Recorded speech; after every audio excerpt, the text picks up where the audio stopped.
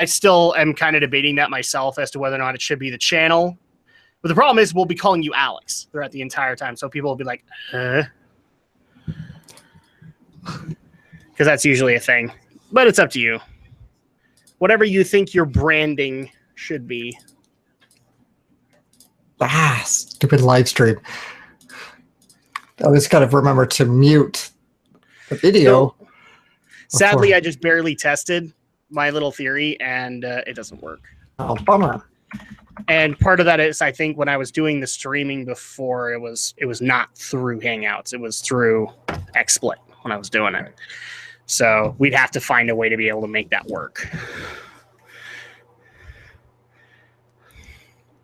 I guess. Excuse me? Wow. Did I just read Adam as a douche? You're making me change my name. Oh, okay. It's my channel. I'm known as my channel. No, put whatever you want. It's one of those things that I still debate to this day is like, you know, how would branding be affected? Would it be better if they put their channels on there? Would it be better if they call them by their names? Because I am going to use your name. Because that's the thing is like, this is a visual thing, so people can see your channel. But when we go to the stream, to the RSS feed, they need names. So it doesn't make a whole lot of sense for me to call you Shadow Blazer all the time on there. Well, yeah, I mean, call me Alex in the stream. It's simple, but it's like at the end of the day, they'll find out who I am either way because we always announce our channels where we and what we do and what we found. So I haven't officially said it yet, but I may be looking for a way to streamline that. So I want to talk to Romney about it before I officially announce anything because it gets a little frustrating to have to wrap things up in the last 15 minutes and rush through all that information. So I might look into another solution for that. So I'm saying we can do it, but it would have to be a stream. It would have to be that way. And then at that point, I don't know how I would bring you in or anything like that because everything would be run through XSplit. Yeah. So I don't know yet. For me, I mean, we could do that if it's just the two of us, obviously, because I could just come over and we'd stream together. But something like that. As far as like any other future guests, we'd have to see if that's possible. Yeah, I'll have to do my homework on that before I announce anything. Also, I have a proposition for you. Just want you to hear me out on this. It's sort of a Alex, I'm married. Yeah, no, not that. I'm just saying, you know, I'm probably sure there because it is the internet. There is probably a fan fiction at some point, but no, I'm sorry, dude. I'm married, and well, my wife knows where we both got awkward. So this just got awkward. Oh wow! And I actually just barely saw it. Congratulations, you're at 401. Yes, 401.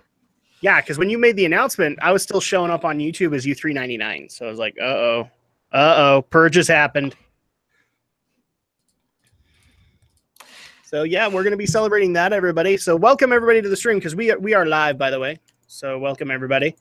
You guys get to see us do all of that. What was your proposition, Alex? Well, okay. So last week we got into a bit of an argument again about Sonic Mania. Okay. Because you want to do the Drac tries. I kind of wanted to just jump in and do a Let's Play. So I had this idea. We still do the Drac tries, but we don't not necessarily doing a Let's Play, but we do it for 2 hours. Wow. 1 hour go that? What? All of a sudden I heard sand people. Wow. Okay, go ahead. Okay. So we do it 2 hours. 1 hour goes onto your channel, Drac for Drac. And the second hour goes to Drac and Shadow. So it's kind of a cross-promotion thing. Or I could just take that 1 hour and copy it and everybody gets everything. I guess. It's one of those things. I just thought as an incentive for people to go over, they see more, right? As opposed to just. I see your viewpoint, and I'm not necessarily saying it's a bad idea. But Drac tries is, there's a reason I say up to an hour is because I may not necessarily have enough gameplay. I don't want to like showcase 20% of the game. kind of thing. I want to showcase as much of it as I think is a starting experience for people. So that doesn't necessarily equate up to an hour. In the case of Sonic Mania, that might. But in the case of like, I don't know, what's one I didn't like, Wonder Boy. Wonder Boy, I didn't want to go through too many levels before I ended it. Now you guys can give me crap and say it was only 20 minutes long, but I'd already gone through and I literally went back and counted like 3 or 4 levels. So at that point, it's like, oh, but I want there to be mystery for people to go out and buy the game. So I'm not saying that that's necessarily a bad idea. At that point, I don't know. I haven't like thought that far ahead, in all honesty, for Sonic Mania. I'm not, and here's the thing: I'm not saying no to a Let's Play. I'm not. We have stuff already there, and you kind of know my viewpoint on trying to just shoehorn in something just because it's Sonic. I know your love of Sonic. It kind of is. Yeah, but think about it this way too. It is not just the fact that it is Sonic, but it's also new, so a little more traffic. Again, okay. There is saturation in the market, but it's also a little more traffic because it's newer. Okay. Also, so what our first Let's Play Sonic. So what is just kind of, I think, a nice way to sort of celebrate every time. Okay, so what you're basically saying is every time the Sonic game comes out, you're going to be proposing that we do it? Of course, assuming it's good anyway. I'm going into my Jeff Goldblum here. Assuming it's good. So I could think it's good, you think it's shit, and then you won't recommend it. True, because we're pretty split on Lost World. But so basically, what you're saying is I should have done Sonic Lost World that way. I'm not regretting that we did Lost World on the channel. Because I did want to experience it. That's because really experiencing it is because where my frustrations with that game came through, because I haven't played it. I mean, the way that I'm literally looking at it is, okay, a try, and don't take this the wrong way. A try is going to be done whether you're there or not. Mm-hmm. Okay? That's just the way it goes. That's when a new game comes out that I'm actually interested in, I do it. Or that I know that enough people on the channel are interested in, I do it. So having you on is basically a bonus that people can do. The only thing that I'm kind of worried about, and this obviously would take more time to talk about, which good, because we have until like August, right? Yeah. So at that point, my only argument would be, okay, what you're basically adding to me is more work. And I want to make sure that extra work is justified in the schedule that I have at that given week. Well, I mean, really, if you need the help, I'm here. I can always edit like half the video or edit the video. Well, and the other problem too, and this will come up because it's YouTube and crap like this does come up. People might get mad that in one video there's Green Hill and in the other one there's Chemical Plant, if that makes sense. Yeah, but that's kind of the point. I mean, yeah. I get people's feelings, but that's the whole idea of cross-promoting here. It's the incentive is you want to see more, you go to X place. Yeah, because I don't want people to get the wrong idea here. I'm not against the idea. I kind of like it, and frankly, we have months to be able to work that out, make sure that we have the day, and we can make all that work. But I want to make sure that it's going to be worthwhile. It's not going to eat too much into the workflow, if that makes sense. Mm-hmm. Granted that's August, it might not necessarily be that bad. I don't know. That's one of the added advantages of this being 2 months away, so that we can actually, I don't know, heaven forbid, plan it. I know I'm speaking new generation stuff. People are already confused. What on earth will we do? But right now, I'm not saying no to the project. Let's put it that way. All right.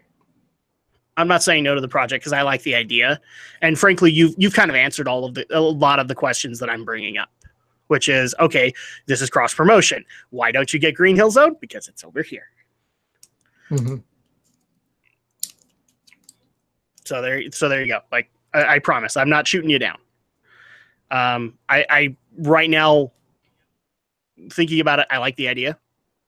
I just want to make sure it works, and I don't drive myself into the mud, so to speak. I I mean, I'm good, Meister. If not Mania, maybe Forces, but I think Forces will be harder because that's due holiday. So I Yeah. figure Mania in August easier than the holiday workload. Well, and the problem too is that I have heard from a couple of our Dragon Shadow viewers, and you're not going to like this, but if given a choice between Forces and Battlefront 2, they're picking Battlefront 2. So right. At that point, it would be more along the lines of, okay, if we do that, then I would like to be able to do Forces, but I'm not necessarily anchored to it. Mm-hmm. And here's the thing too, I'm not like doing an hour or so doesn't necessarily bar a Let's Play later or a Let's Play on a different day. We just need to make sure that it works. Same thing with Forces, because then at that point we could just say, okay, well, we had this test part that you guys can go enjoy, and that'll be like the first thing on the playlist, and then part 1, where we actually go into it. I'm just the only worry that I have here is Sonic game creates some kind of stress and tension between the two of us, especially when opinions get brought into it, and that's like where I'm going. I don't want to have arguments again. Right. I don't want to have actual like hatred. Which there were a couple times where I worried about that.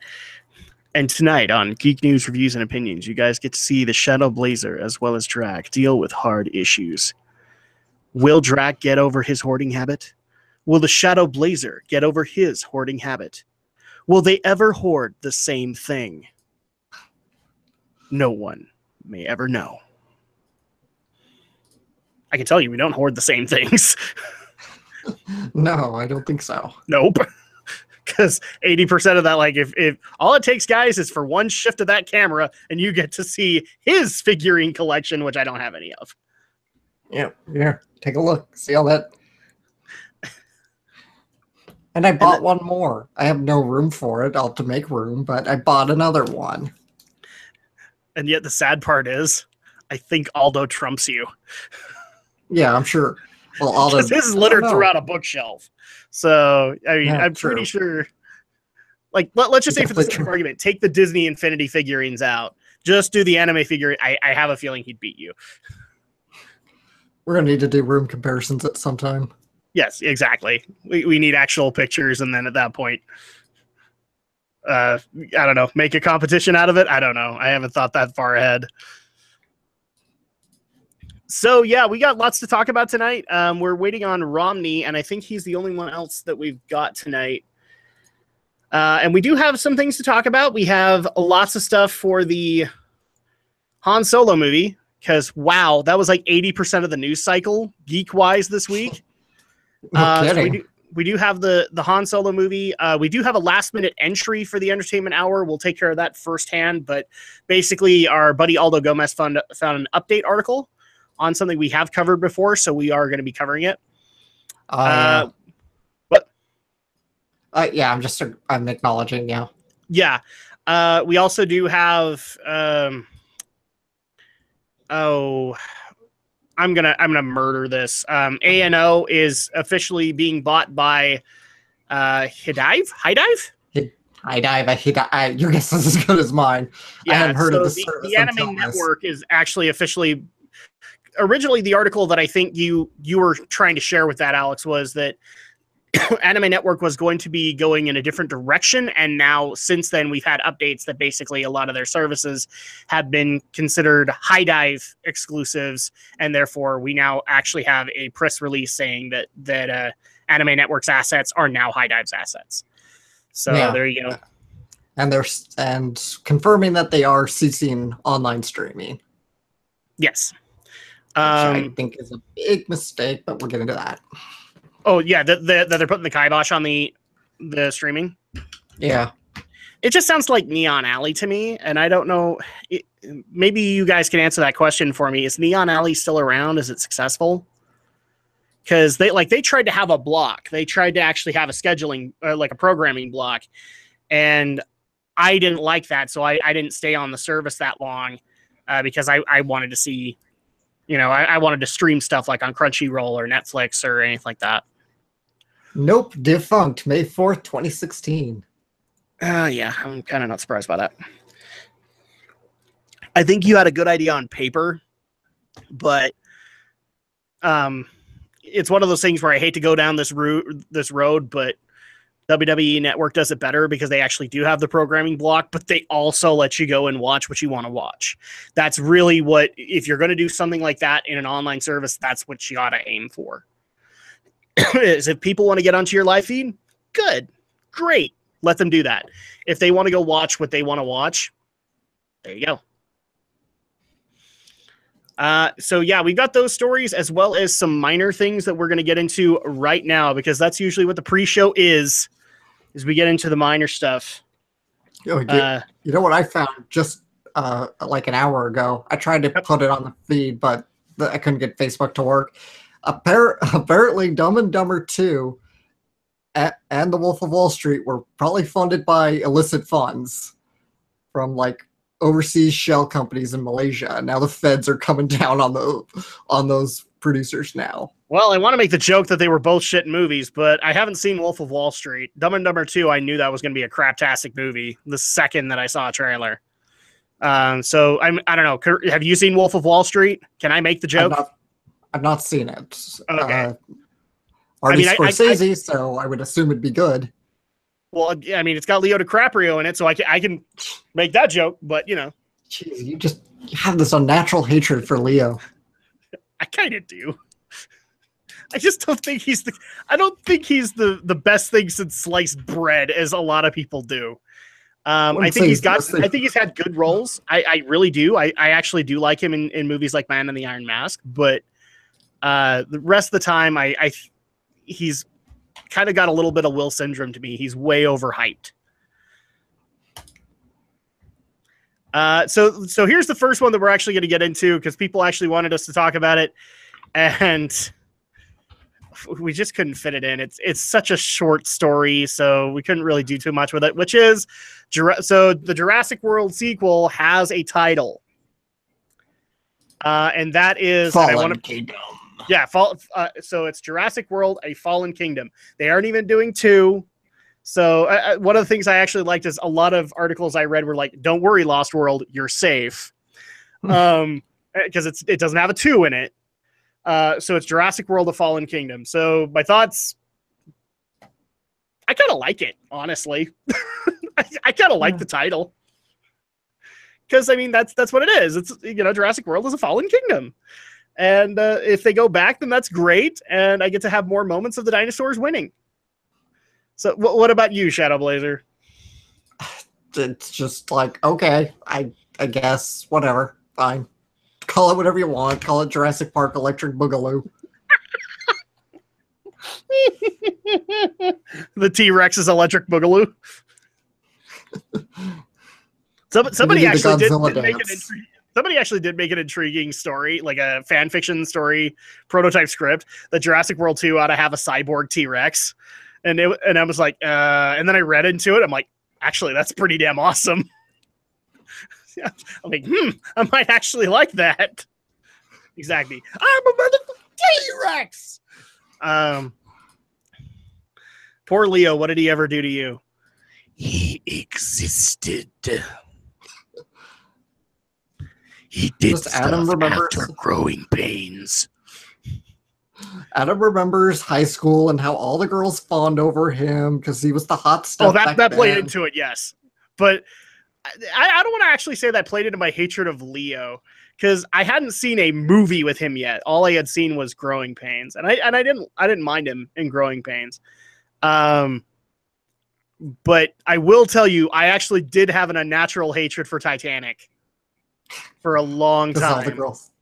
Because all the girls saw it and loved it and kept saying, Leo! No. It wasn't even that. It was the conversation Leo never even came up. It was how many Kleenex boxes you went through watching it. Wow. That's literally the conversation that happened in my high school. It's like, oh my gosh, I just watched it again, and I went through 4 Kleenex boxes. I went through 5. Oh my god! That's literally how those conversations went, and to me, it was like, okay, moving on. Because I wanted to interact there, because again, like Titanic came out, and then a couple of months later was Man in the Iron Mask. which is a good movie in my opinion. I love Jeremy Irons in it. I love a lot of the cast, including Leo, because of his portrayal of both Louis. So, or Louis, and I can't remember the other one's name, the actual man in the Iron Mask. I liked his portrayal of all of them, and I thought it was awesome. John Malkovich was also in it, and that's one of my favorite Malkovich performances. So, before people get mad, I actually do have Leo movies I like. I don't buy into hype. If he's the best actor since sliced bread, he better be the best actor since sliced bread to me. Because if he isn't, I'm literally going to question all of his performance choices. That's the other problem here. I actually have acted, and I will have that issue. Like, see, well, I kind of there's something a little similar with me, because when I was in middle school, Pirates of the Caribbean came out, which really launched Johnny Depp into stardom. Yes, and I remember one girl in my class just like had the biggest crush on Johnny Depp, and just like, oh my god. Yeah, because around that time it was either Johnny Depp or it was Legolas. Yeah, Orlando Bloom. Yeah, well, yeah, because you still had the tail end of Return of the King. You still had that, and then Pirates happened. So it's like, okay, well, so either they're in love with Orlando Bloom, and on top of that, they intersected, because either they were in love with Orlando Bloom because of Lord of the Rings or because of Pirates. Mm-hmm. But yeah, I saw my share of that too, which is, I wasn't even in high school at that point, but I had to sit there and watch all the high school girls like, Johnny. The funniest part is they don't do that anymore after Alice in Wonderland. No. I would actually dare say that the hype started to lose momentum after Charlie and the Chocolate Factory. I know a lot of girls that hate Johnny Depp, and the first reason that comes to their mind is Charlie. Mm-hmm. Just saying he looks effing creepy with that smile. And you know what? Kind of does. Kind of, yeah. But my problem is that he's just no Gene Wilder. Let's see. So yeah, we had the Jurassic Park sequel name announced. Let's see, what was the next one that we had? Crap. Oof. Sorry guys, I just barely ate just before this, so I will be burping a little bit. Thoughts on the Marvel Legacy, which just barely got announced, I think, today. I have no thoughts. I haven't looked into it. I did find it interesting that they're looking to... So, I need to bring Alex up to speed, but Fantastic Four got canceled, I want to say, in 2014? 2015? Mm-hmm. So we're talking a comic that was, I think, on its 645th issue. Now that's something, considering like Spider-Man is I don't think it's hit its 1000th issue yet. So, but it's dangerously close. So they canceled Fantastic Four, and part of the reason that a lot of people think why is because they wanted to stick it to Fox because of Fan Four Stick and all that. And they actually ended the storyline there by having, I think the way it went was Reed Richards and Sue Richards took their daughter and son into the multiverse to help out with the aftermath of the Secret Wars event. And Ben Grimm and Johnny Storm stayed behind and joined other teams. So Ben joined the Guardians of the Galaxy for a while, and Johnny Storm joined the Inhumans. But now they're actually hinting at a return to Fantastic Four, but their hinting is kind of weird, as it shows the Thing, but instead of a 4 on his belt buckle, it's a 2. So the guess is that they would reboot the franchise, but it would be with Ben Grimm and Johnny Storm. So my thoughts are, I don't know. I like having Reed. I like having Sue. But if that's what they want to do, then they're more than welcome to do so. And also, if they want to bring in new people, I don't necessarily have a problem with that either. You know, stick it to Fox and don't have like your generalized people that you think have to be in there. Recreate it so that the Marvel Cinematic Universe can have this new Fantastic Four. I don't have a problem with that. Alex looks like he has no thoughts on the matter. Not really. I don't read comics, so. Well, you should, damn it. No, don't worry about it. Oh, and also, people wanted to ask this of Romney, but he's not here yet. What did he think about the recent storyline that finished in the Power Rangers comic, which is, we've actually referenced it, is they actually went up against a evil Tommy that was not in... He was in a weird fusion of the Green and White Ranger outfits. Mm-hmm. And I guess the way that it's supposed to go is he's like a Tommy from an alternate timeline where Rita died, and he decided to continue to live up to her legacy and became an Emperor of Evil himself. Weird. So they just barely ended that. My thoughts are, I've seen the Tommy, or I've seen the Ranger, and it looks cool, but I don't know anything on the storyline. Oh, speaking of, so Romney can actually answer this for you. Okay.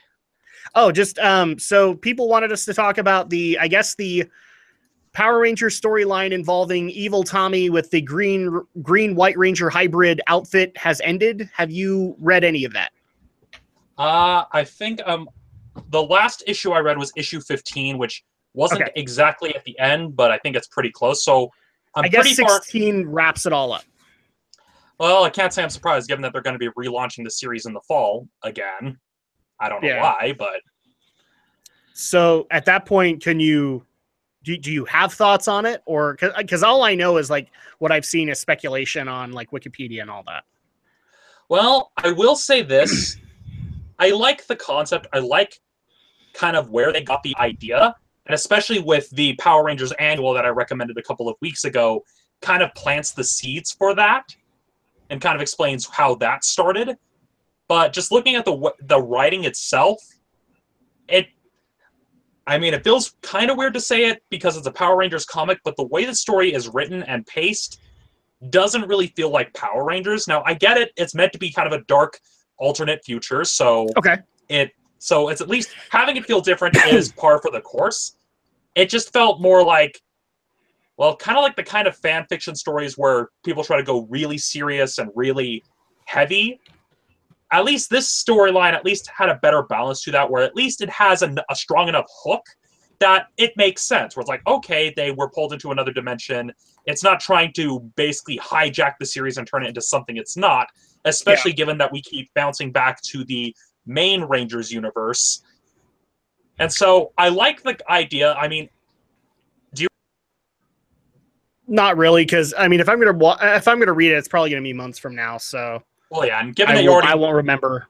Well, given that you already know it's an evil version of Tommy, the idea, I like the idea of, okay, what if instead of him joining the Rangers after the spell is broken, what if he decided to stay alongside Rita? It almost was kind of like a throwback to Budai from Zyuranger, and how he wasn't under mind control, he just was still fighting with the bad guys. Yeah. And I do like that idea, and I do like how in the most recent issue I read, issue 15, where you kind of get to see how Zordon perceives the universe, where he sees basically time being all twisted and everything, kind of like Dr. Manhattan. You get to see that side of it and how he views that conflict. And so it's an interesting idea. It's executed fairly well. It has some problems with its overall tone I don't quite like, but at the very least, it doesn't lose sight of the fact that it's Power Rangers. It's not trying to be Star Wars or Hunger Games like certain other movies. Okay. Well, there you go. You guys have your opinions. And so, since we're running out of time, I'm actually going to get into the last minor story that didn't get in here. But first, lightning round for Romney.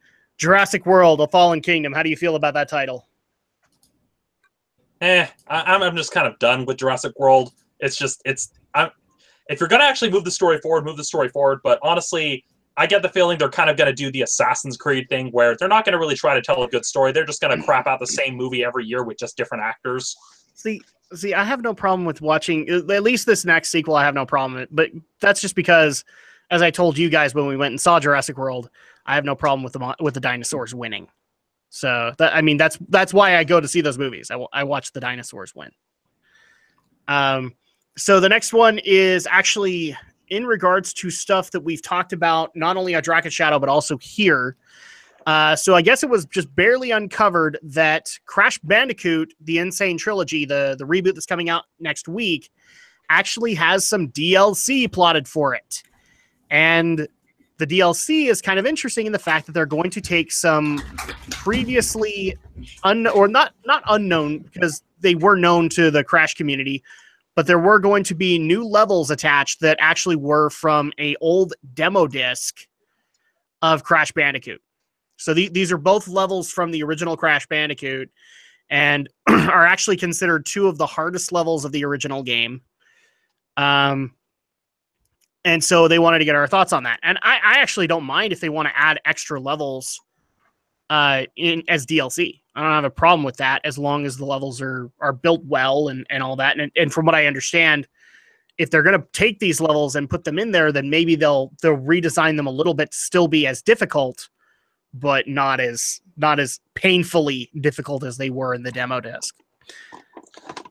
Yeah, my thoughts is, I don't have a lot of nostalgia attached to Crash Bandicoot. My family was very much a Nintendo family, but I can't really say I'm surprised. But at the very least, it's a case of, oh, well, these were levels that were in an earlier build. Yeah. Well, I mean, it makes sense in today's market, since DLC is kind of part of how games make their money now. So it's not that surprising. That technically was, for a while there, the plan for Sonic Generations was going to do DLC levels of stuff that people wanted to see. So I was able to find out that they actually did start plans up for Hidden Palace to be a DLC level in Sonic Generations, and they were going to do other nostalgic levels, but there was also talk about DLC of new levels. So I didn't mind the idea there. And I wouldn't mind it for Crash or any other past icon that tried to do it. Just make sure the levels work. That's really my only problem with it. Yeah. Alex, what about you? I completely missed everything. What's up? Okay, so there's going to be Crash Bandicoot DLC that actually is going to include 2 levels that were built but never actually put into the original game.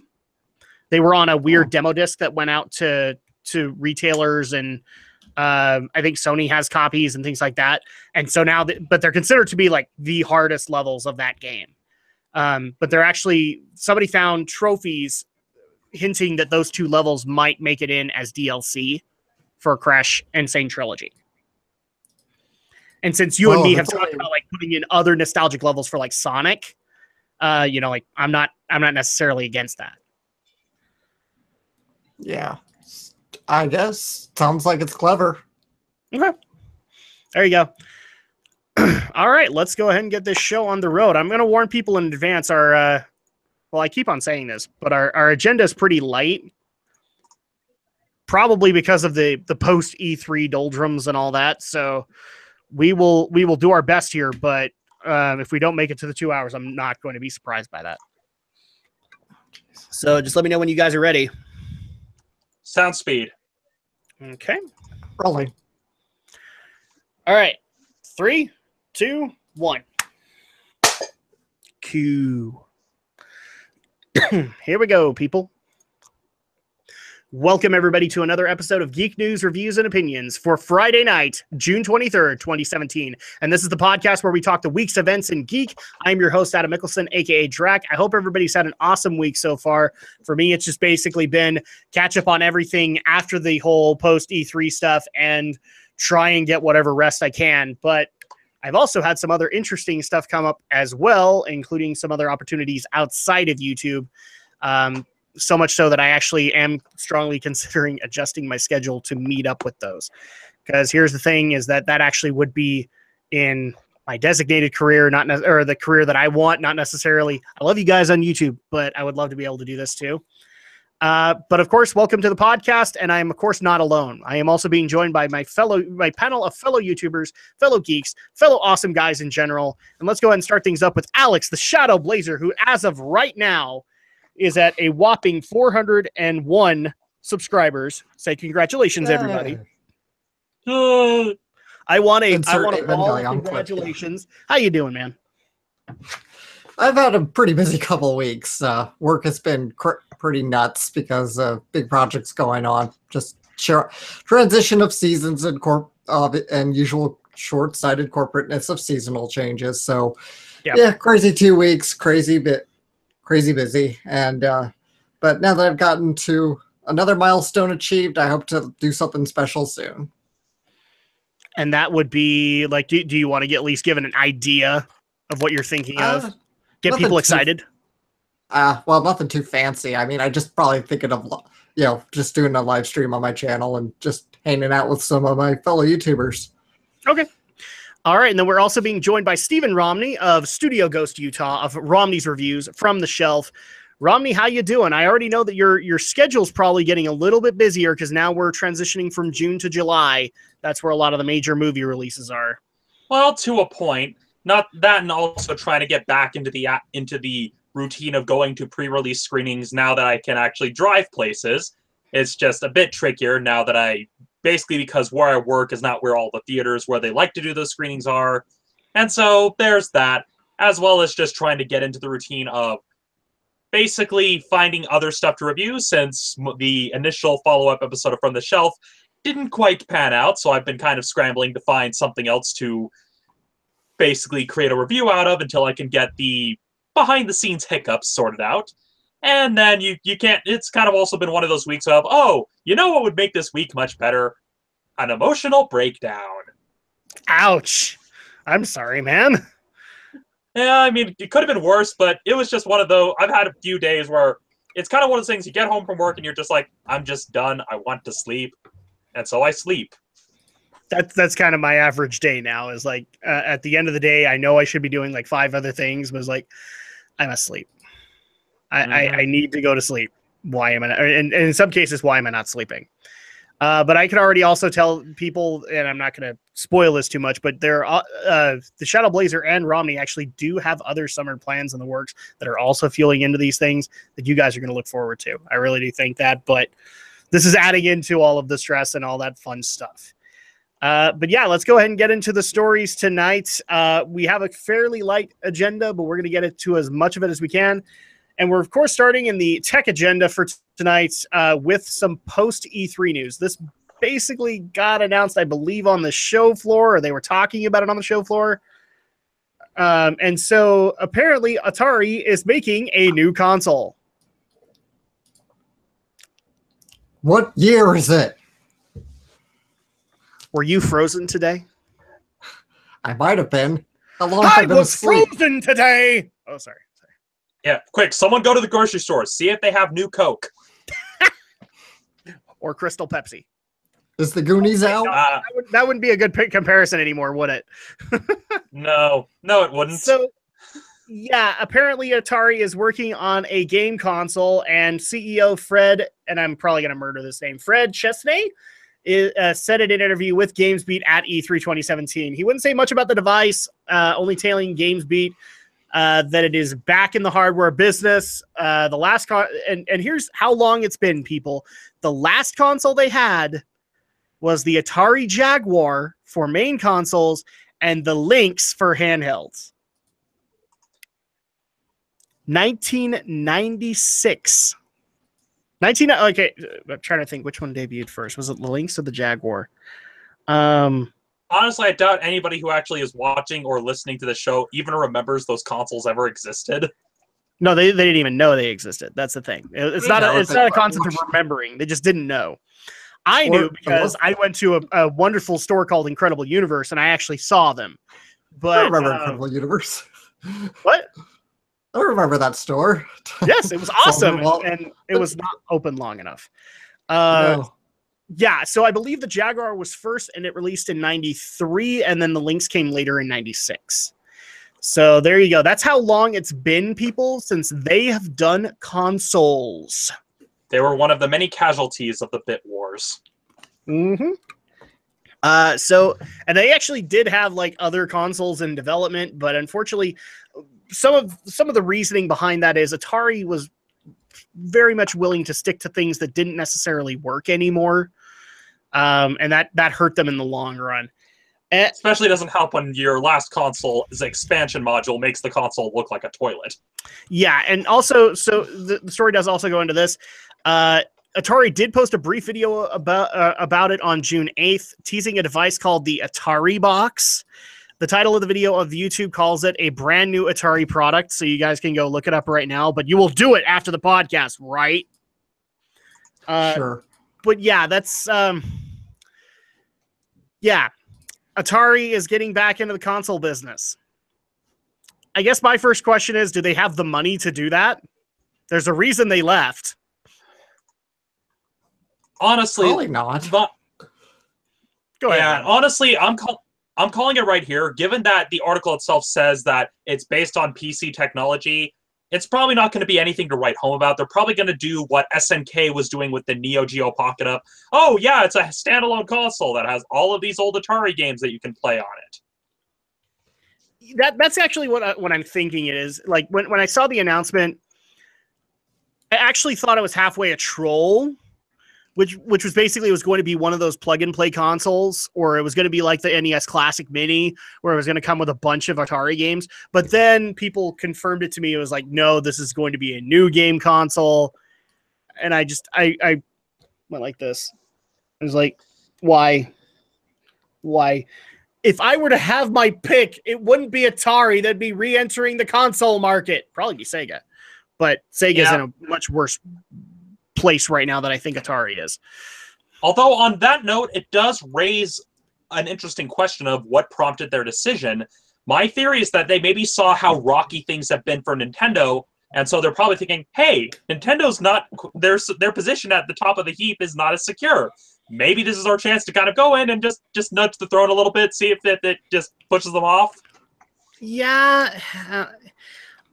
I could actually... I could get that, like, if they were testing the market to see if like people would be interested in an Atari console.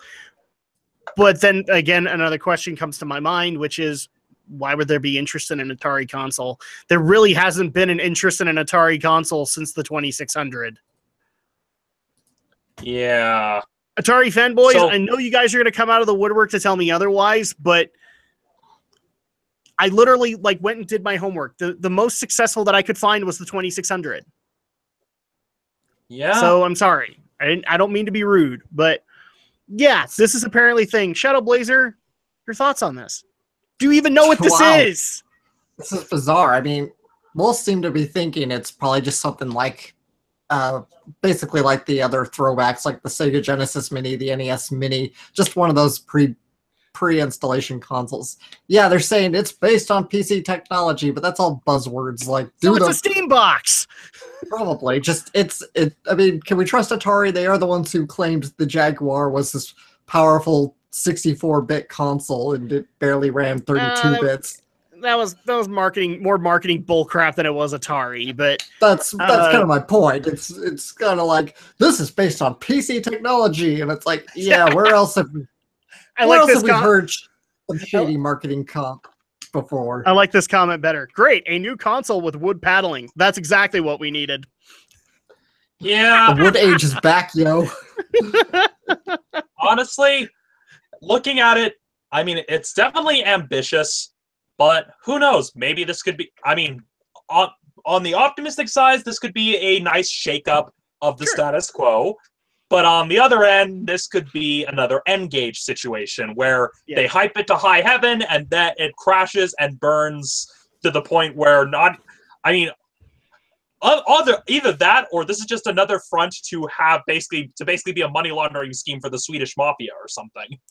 Yeah, and the other thing too that doesn't help this whole deal is that they actually I need to bring the article back up, but crap, I lost it.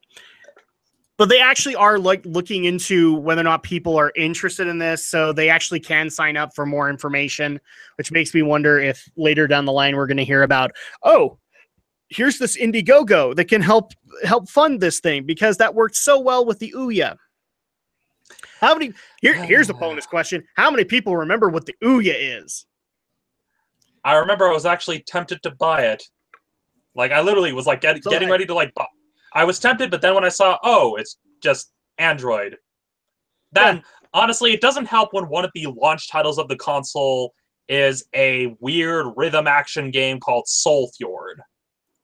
Yeah.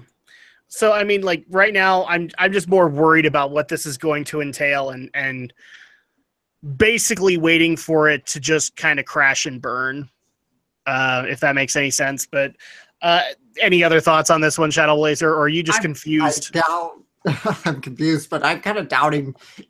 Let's just assume, for the sake of argument here, that this is essentially like as close to a next-gen console, maybe not quite on power levels of PS4, Xbox One, maybe a little, but let's just say maybe a little less powerful than Switch, but close, but comparable enough. Even then, I kind of doubt this would have any status quo. I mean, Sony, Nintendo, Microsoft, they've had the stronghold grip of the video game industry for the better part of 2 decades, even a little bit longer than that, but there's just no taking these 3 down. Nobody's taking them down. There are lots of third-party consoles on the market, sure, but none of them ever come close to remotely competing with Nintendo, Sony, and Microsoft. No. Yeah. The other thing that actually comes to my mind is like, how much pull does Atari actually have right now? Because like, as a game developer, I don't want to be rude, but I mean, I'm trying to actually think of Atari games that are successful right now in the mainstream market. I think the only one that's coming to my mind, and I might be wrong, is Tekken. Isn't Tekken Atari? No, I'm pretty sure that's Namco. I don't know if Namco? Atari Okay. has. So Yeah. Find out. Alex, to the internet, find a recently released Atari game. Because I mean, I know that the Xenosaga games were publishers were published by Atari, but yeah. Oh, actually, no, never mind. The last thing that I can remember that actually was published by Atari was the Dragon Ball Z Budokai games. Yeah, same here. That's like the last thing that comes to my mind. And I remember that it was. Go ahead. Yeah. Romney, you're correct. It is Bandai Namco who produces Tekken currently, because it was previously under Namco. Namco is part of Bandai now. So I'm looking to see, because Atari was a software publisher for a while, but I know they went bankrupt some time ago. Mm-hmm. So I'm trying to see like Atari published games. That's the most confusing part of this. Is that this is that's exactly right. They've been bankrupt twice. Alternately, the only way I can see this being a somewhat viable strategy would be to not compete with not trying to be in the AAA market, but trying to create the Atari Box as kind of a budget console. That's the only way I can see this making any sense, of instead of trying to compete with the AAA market, try to basically go kind of an underground out of saying, oh, you can't afford these higher end consoles, we'll offer a cheaper alternative with similar games. But even then, that's still a tough strategy to actually follow, because, well, there's no guarantee people are actually going to buy it, even if it is a cheaper alternative. Case in point, well, Atari. Well, and the other problem that I see with that is that, again, Atari just doesn't have the name recognition. Like, to me, as an old fart gamer, they have the name recognition because I remember Atari back in the day. But to you guys' generations, they don't have any. So even as like as just being a budget console, I actually think they'd fail at that too, Romney, because they don't have the name recognition for people to do that. Even if they went like the Retron angle and just did retro consoles to be able to accommodate your cartridges, I just don't think Atari has that name recognition anymore. Nope, and especially if they're trying to get back in the console marketing thing, the lack of notability means it's going to be a lot harder to get third parties to sign on. Exactly. So I don't know. I really just don't think this is going to go anywhere, but there really isn't too much to add here. Yes, the Atari Box is apparently happening. We'll update as things go on, but I think the comment right there summed it up, which is, yay, a next-gen console with wood paneling. I'm waiting to hear what James Rolfe has to say on this, because certainly it's definitely the diehard Atari dude. As soon as I saw it, that was my thought as well. I wanted a James and Mike Monday devoted to this, because here's the thing. I'm pretty sure James and Mike would be ecstatic about this. But me, who grew up in the latter end of Atari and into Nintendo, I'm like indifferent. I think it's awesome, but I have no idea what they're going to do to make themselves unique. I think the only piece of advice we can really give them is, if you're going to get back in the console market, stay away from Spielberg films. Please. Yeah, probably. You know what? If Spielberg gives you a call, that might be the time to ignore him. I'm just saying. So let's go ahead and move on into the next story, which is, again, having to get used to unique changes. So we finally got a bit of news on the Resident Evil 2 remake. I'm not saying it's good news. Were you hoping for good news? Were you hoping for a release date? Were you hoping for a demo? Were you hoping for all that? Yeah, that didn't happen. I'm sorry. In fact, that's actually one of my other disappointing frustrations is that this wasn't at E3. But now we have even more bad news because the Resident Evil 2 remake, all of the original voice actors are going to have to be replaced. And the main reason that's being cited for that is all of the actors who played Leon, specifically the ones who played Leon, Claire, and Ada Wong, are all union, and this is a non-union project. So they've already, Court has already explained that Allison Court, who played Claire, has already said she would have done it because she knows that fans would want her to, and she appreciates the support. But unfortunately, as they're going non-union with the voice performances, they're not doing that. And I get Capcom's reasoning for that. It's cheaper to do so. It's not necessarily the right decision in the matter, but that's the way it is. So unfortunately, if you were looking forward to people reprising their roles, no, because it's a non-union project and all of the main actors are union. I'm sure that there were a few people here and there in that cast that were non-union, but all of the big ones were union. So that's just the sad part here. Alex, you're kind of brand spanking new to the Resident Evil franchise, so you don't have the nostalgia for this remake that a lot of people do. How does that make you feel that the original voice cast are not going to be returning for the remake? I guess that's a bummer for people who like the original cast, but I don't know. How is the acting in Resident Evil 2? Is it any good or is it laughably bad? It's been a long time since I've played it, but it's definitely, well, I mean, dude, you're watching Resident Evil. Anything would be a step up from that. So at that point, like 2 is better, but it's still kind of hammy. Mm-hmm. I'm not going to say that it isn't hammy because it still kind of is, but at least it takes itself more seriously. Does that answer your question? Yeah. Okay. So there you go. Romney, your thoughts on it?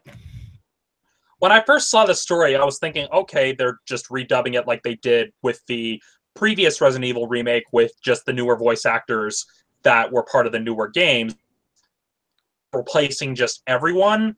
Well, it's a bit unfortunate, but when you consider where the Resident Evil as a game franchise is, it kind of makes a little bit of sense, especially given the drastically different direction they went with Resident Evil 7 and the fact that they're kind of trying to rebrand themselves. If there was a time for a clean break, now would be it. Especially when you consider that the Leon that we see in Resident Evil 2 is not the same Leon you see in 4 onward. This is him as a rookie police officer. So having... Yeah, he got a serious redesign in between games. Yep, and I mean, the prevailing joke that my brothers and I like to make is that, between Resident Evil 2 and 4, he just started taking a bunch of Prozac. Yeah, pretty much.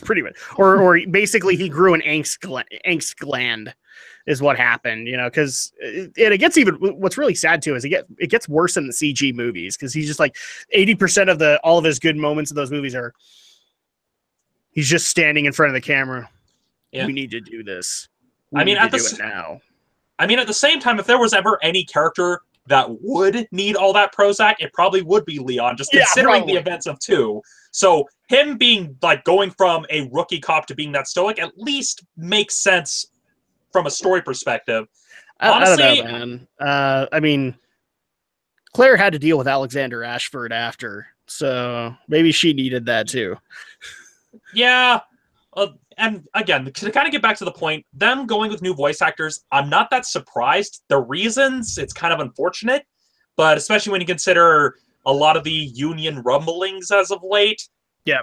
I can see, especially given that Capcom is trying to rebrand Resident Evil, but they're releasing an old-style Resident Evil game at the same time, they're probably going to try to minimize as much money as they're putting into it as possible.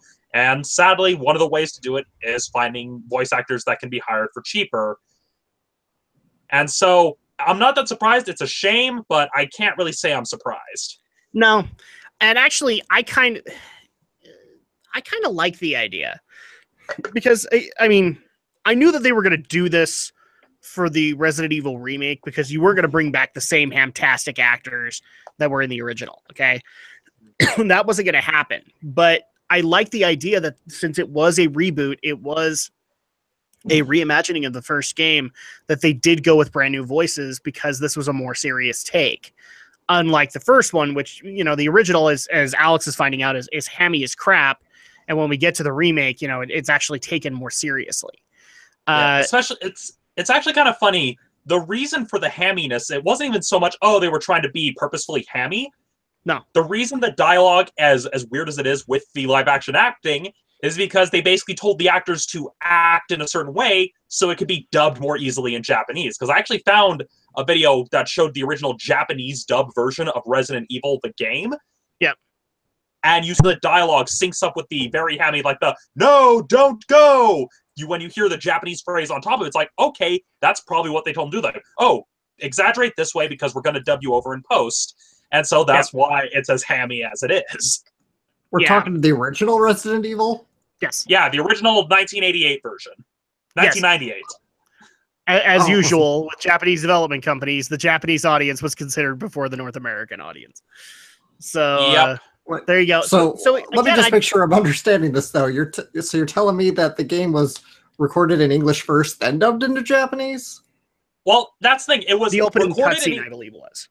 The opening cutscenes, it was initially going to have a full Japanese dub, but then towards the creation process, Shinji Mikami said, no, let's keep this more like an American movie. And so they just decided to keep the very hammy, corny English dub with the stilted performances from the actors, since they already had it recorded and had it ready. They just realized, well, you know what, let's just put subtitles. It'll make it more like an American movie. Japanese audiences don't speak English, so they're not going to know the difference. Exactly. Okay, that's really interesting.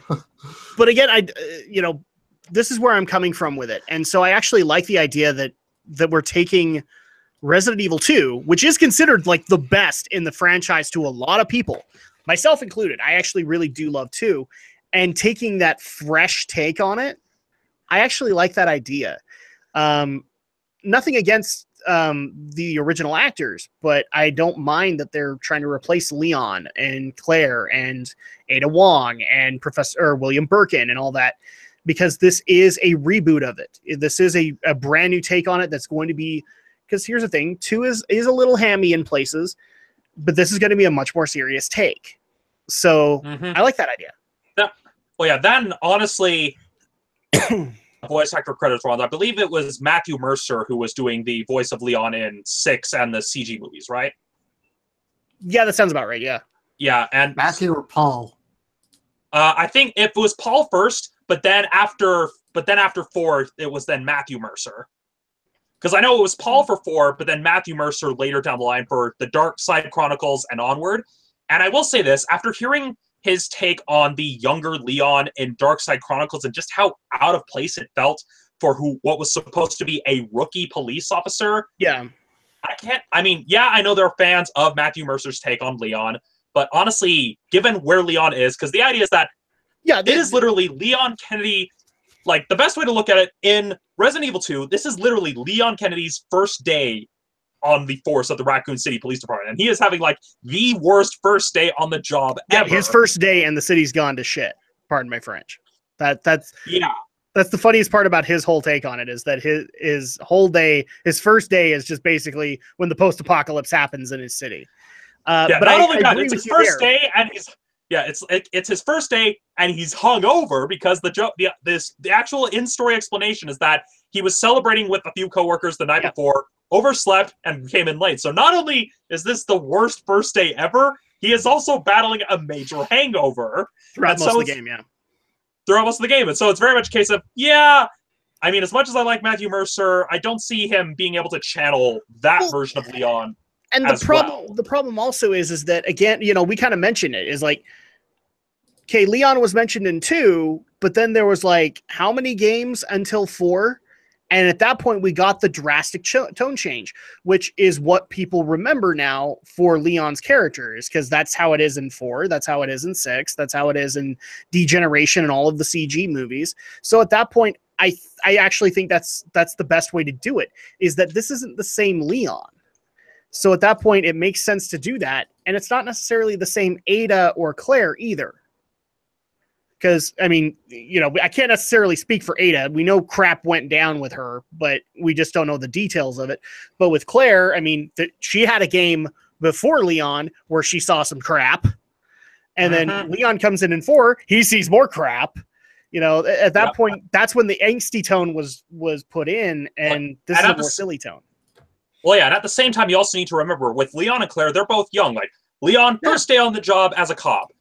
Claire is literally just a college student who happened to basically be visiting Raccoon City to visit her brother Chris, because she hadn't heard from him in a while, didn't know what was going on with Umbrella, and so she's very much just the classic naive college student who also happens to walk into probably the worst day of her life. Well, and also part of that dialogue is because she originally wasn't even written as the sister of Chris Redfield. She was just written as a so Alex is learning a lot about Resident Evil 2 tonight.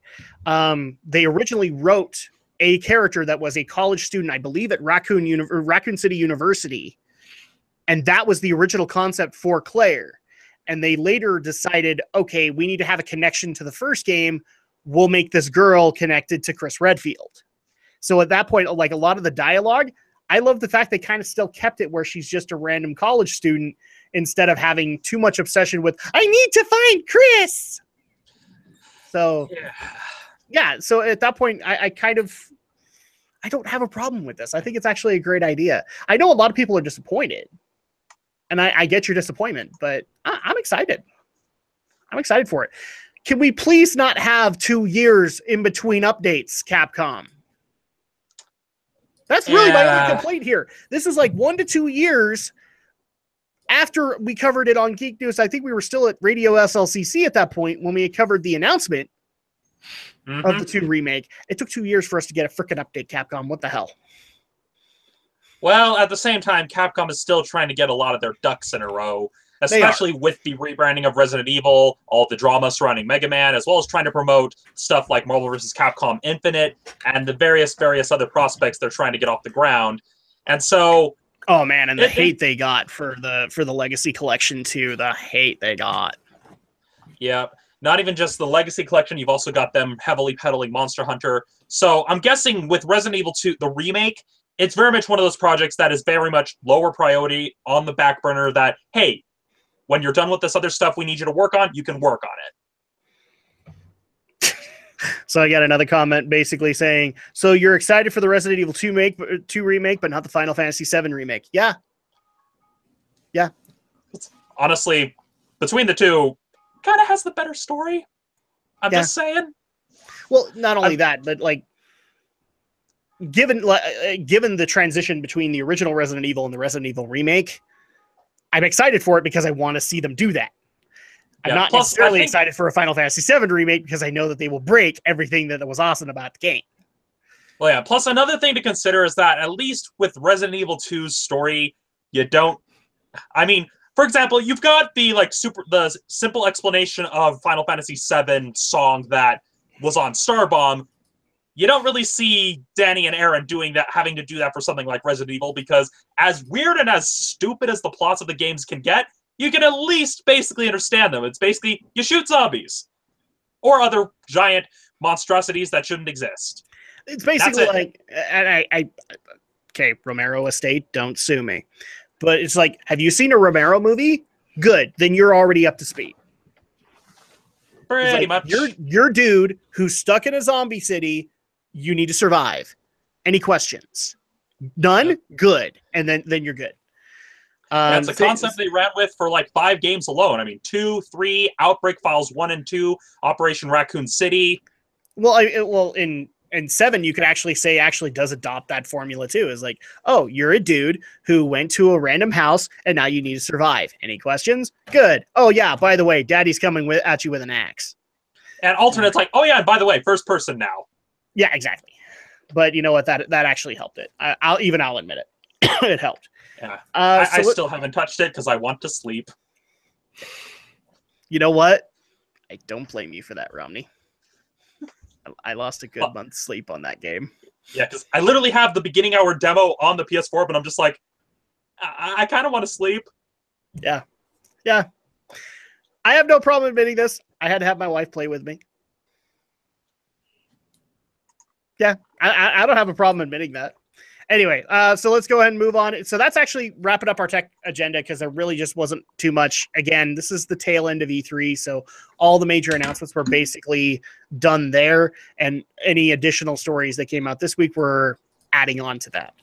But we did have these. So let's go ahead and start up the entertainment agenda tonight with an unusual story that Alex actually dug up. And we're going to cover this as best as we can, but it actually has been updated at this point. So the Anime Network did announce last Tuesday that it has acquired the Anime Network domain name, and that the website, the online streaming service. If I'm murdering this, Alex, then you can step in. So the website does currently host all of the online service, which consists of content licensed by the Anime Network. Going forward, they're actually they decided that they were going to focus more on their cable revenue and video on demand instead of the website.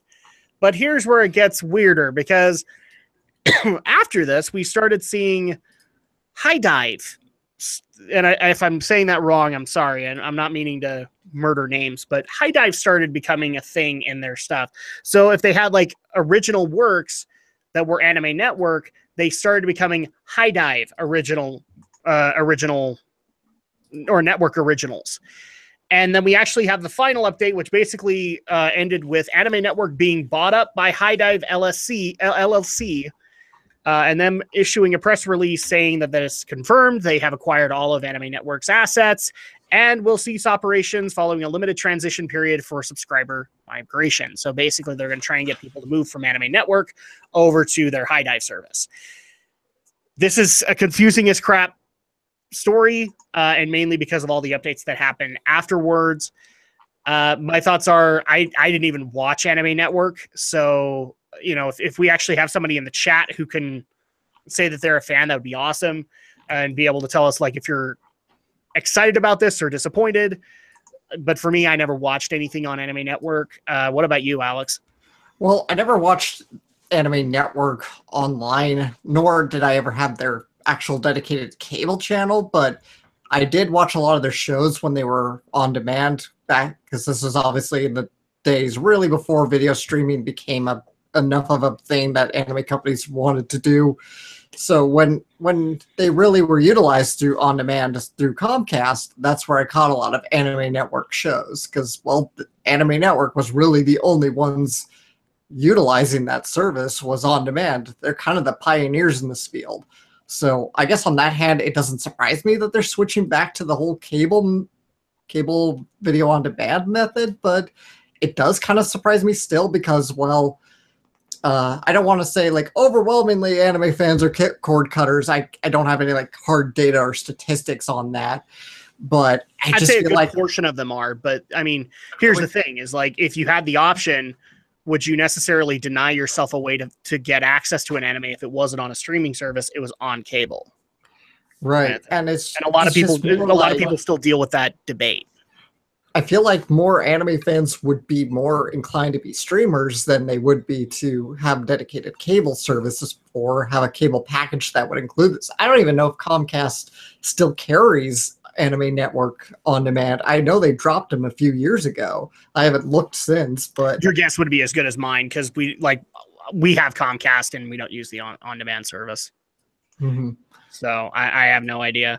But I mean, when I read the story, like the first thing that came to my mind, and people got to see it a little bit earlier in the stream, is my thoughts on Neon Alley, which was basically the Viz derivative, where they were actually going. And here's where it got weird for Neon Alley. It was owned by Viz, and it was going to be all of their Viz stuff, but they actually did a programming block instead of actually letting you. They may have changed it before they ended. I don't know. I went for 2 weeks and then I left. but you couldn't actually like stream the stuff you wanted to watch. Instead, you had to watch the programming block. And then hope that you got there on time to watch Inuyasha the Final Act or Bleach or whatever you were trying to watch. So that's like the first thing that came to my mind with this and how that was a failure. And we even confirmed Neon Alley is no more. What about you, Romney? What's your take on the situation? Honestly, I kind of forgot that Anime Network was still a thing because I thought they kind of fell by the wayside after ADV went belly up. Mm-hmm. Looking at HiDive, which HiDive isn't actually a cable video on demand service. It does seem to be another streaming service trying to compete with Crunchyroll with its own set of exclusives like Legend of the Galactic Heroes and Garo, which surprised me. Okay. Looking at it, it just very much seems like, oh, it's basically a company that set up their own anime streaming service that just acquired the assets that were held by the Anime Network. So yep. Whether or not I would actually try it out, I can't really say. It looks like it is pay only, so it's not like Crunchyroll where you can watch it for free with ads. It looks like you do have to actually pay for a subscription to HiDive, but other than that, it has a lot of stuff that you can already get on Crunchyroll. A few exclusives, but nothing that, to me particularly, would get me to put my money down. Yeah, because I mean, already the fact that I would have to pay to get in would be a deal breaker. I do technically pay for Crunchyroll, but I like the fact that Crunchyroll doesn't force you to do that. Yeah, what you have to do is you have to endure some commercials. That's why I never really subscribed to Anime Network Online, because it was pretty much a pay-per-view, not a pay-per-view model, I guess. That's the wrong way of saying it, but it was you pay to access. Crunchyroll has free access with ads, but Anime Network was always online, was always exclusively private. You had to be a subscriber if you wanted to watch it. I think maybe they'd offer the first episode for free. Maybe. I think it depended on the show.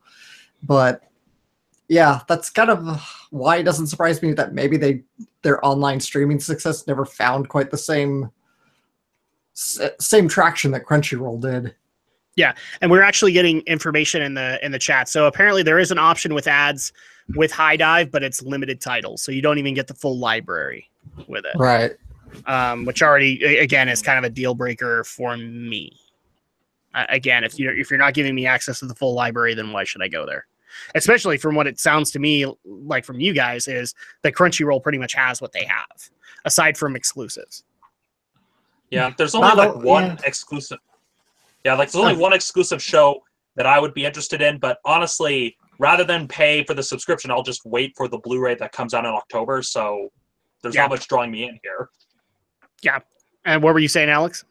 Yeah, they definitely have exclusives, and this has happened to me before, where there's a new show that I want to watch that would go to Anime Network Online, so I'd have to find other ways to watch it because it wasn't on Crunchyroll. So that always kind of drove me nuts. Yeah. So yeah, I wish we could say more on this, but I guess good on HiDive. Maybe if you change some of your policies, I'll actually look into it. But from what we're actually finding out, not really all that interesting to me. I have Crunchyroll, I have Amazon, I have Hulu, I have numerous ways to get anime. Yeah. Like Verve has already kind of beat them to the punch, because with Verve, not only do you get Crunchyroll's library, but you also get all of Funimation's library, which means all the stuff they dubbed. And so, well, I've already got Verve, so what do I need HiDive for? Yeah, there you go. So let's go ahead and move into the meat of the entertainment agenda, which was basically a majority of the news stories this week. Because I literally went to news sites all the time this week and found at least one story covering this. And that is all of the controversy surrounding the Han Solo movie. So let's go ahead and get into this thing. In case you guys didn't see the announcements, the creators of the Lego movie, not remembering their names off the top of my head, Christopher Phil Lord Miller and Chris Miller, are officially off the Han Solo movie. So they were originally on it. They are no longer, citing creative differences, which were strong enough to lead to a separation between them and Disney, Lucasfilm, whatever you want to call it. And this actually created a bit of controversy because obviously that kind of puts a halt on things, especially since I believe the Han Solo movie was in principal photography. There was some stuff that had been filmed. Not just some stuff. The movie's like mostly done at this point. They've been shooting since February. Yeah. So at that point, this is like deal. And thankfully, they actually did find a director for it. But let's take this one step at a time. So holy crap! I would love an actual number of how much principal photography has been done. But at that point, the original directors aren't there anymore. So already you're looking at the concept of a new director coming in and not being the exact same vision. Well, yeah, and looking at it, they were only 3 weeks away from wrapping principal photography, with reshoots scheduled later for the summer. And then, so it looks like something really big happened that caused the divide. From what it looks like it may have been for what is basically called the Lucasfilm Story Group, probably issuing certain demands of how they wanted the film to go, and butting heads with Lord and Miller over how they wanted the film to go. So the article that we have actually did say that Phil Lord and Chris Miller could not agree with Lucasfilm over the direction of the spinoff, leading to their departure from the project. Statements have been made from both Phil Lord and Chris Miller, as well as Lucasfilm. Most of Lucasfilm is basically, we hope to work with you in your future endeavors, but not really basically saying that they did this and this and this and this wrong. So we don't necessarily know what the creative differences were, aside from maybe the overall image of the film. So maybe the best way that you could take from that is maybe they wanted it darker and Lucasfilm wanted it a little more lighthearted. We don't know because nobody's disclosing anything. But the running theories, so to speak, or at least the most educated guesses I've heard, is they kept kind of making it a lot more comical, where Kathleen Kennedy's vision was kind of more of a heist kind of action movie. So it was a clash in tone. Apparently they were butting heads with Kennedy quite a bit. I think there's even a quote somewhere that said that Kennedy even got on their cases for how they folded their socks. So basically it was just absolute nightmare working together, because they just ended up getting on each other's nerves for stupid little things like that. Yep. So for a good couple of days during the week, this was what we knew. Phil Lord and Chris Miller had been, I'm not going to say canned, they walked off the project, is basically what happened here. And so a lot of people were asking, okay, well, what does this mean? Does this mean the film is stalled or whatever? Thankfully, a couple of days later, we got the announcement of a director replacement. And that started its own controversy, because Ron Howard has stepped in to replace Phil Lord and Chris Miller for the rest of principal photography, as well as editing and getting the film out. Now, a lot of the controversy is, at least that people are concerned about, is considering we have an example of Phil Lord and Chris Miller's work, which would be the Lego movie. I believe they're part of the Lego Batman movie, aren't they? Well, the other big example of their work would also be the 21 Jump Street reboot films. Yes. Those were the ones they worked on as well. So you have examples, and then you also have examples of Ron Howard's work, and people are already worried that both of those, so Phil Lord and Chris Miller compared to Ron Howard, have completely different tones to them. So already you're probably looking at scenes that aren't really going to make a whole lot of sense, scenes that are going to have different contexts depending on the different directors that are doing it. I don't know if that's necessarily true, because kind of like with the whole Joss Whedon, Zack Snyder situation, Ron Howard, I think, is a good enough guy that he will finish the vision that they entailed, obviously working with Kathleen Kennedy over at Lucasfilm and getting the film out. But I don't know if necessarily he's going to go and redo the conception stage and say, I'm going to do this scene differently, and I'm going to do this scene differently, and I'm going to do this. He's probably just there to finish the project. Well, at the same time, though, given that reshoots are already scheduled, it may have already been signs of, they probably had to go back and change stuff. So maybe it's a case of, okay, well, the reshoots are already scheduled. They'll bring in Ron Howard to basically do these reshoots to basically try to make a film that's more in line with what Kathleen Kennedy was wanting to go for with this Han Solo project. So it may be, because keep in mind, the other thing I think we can also take from this is probably that reshoot list is pretty damn long, considering their conflicts.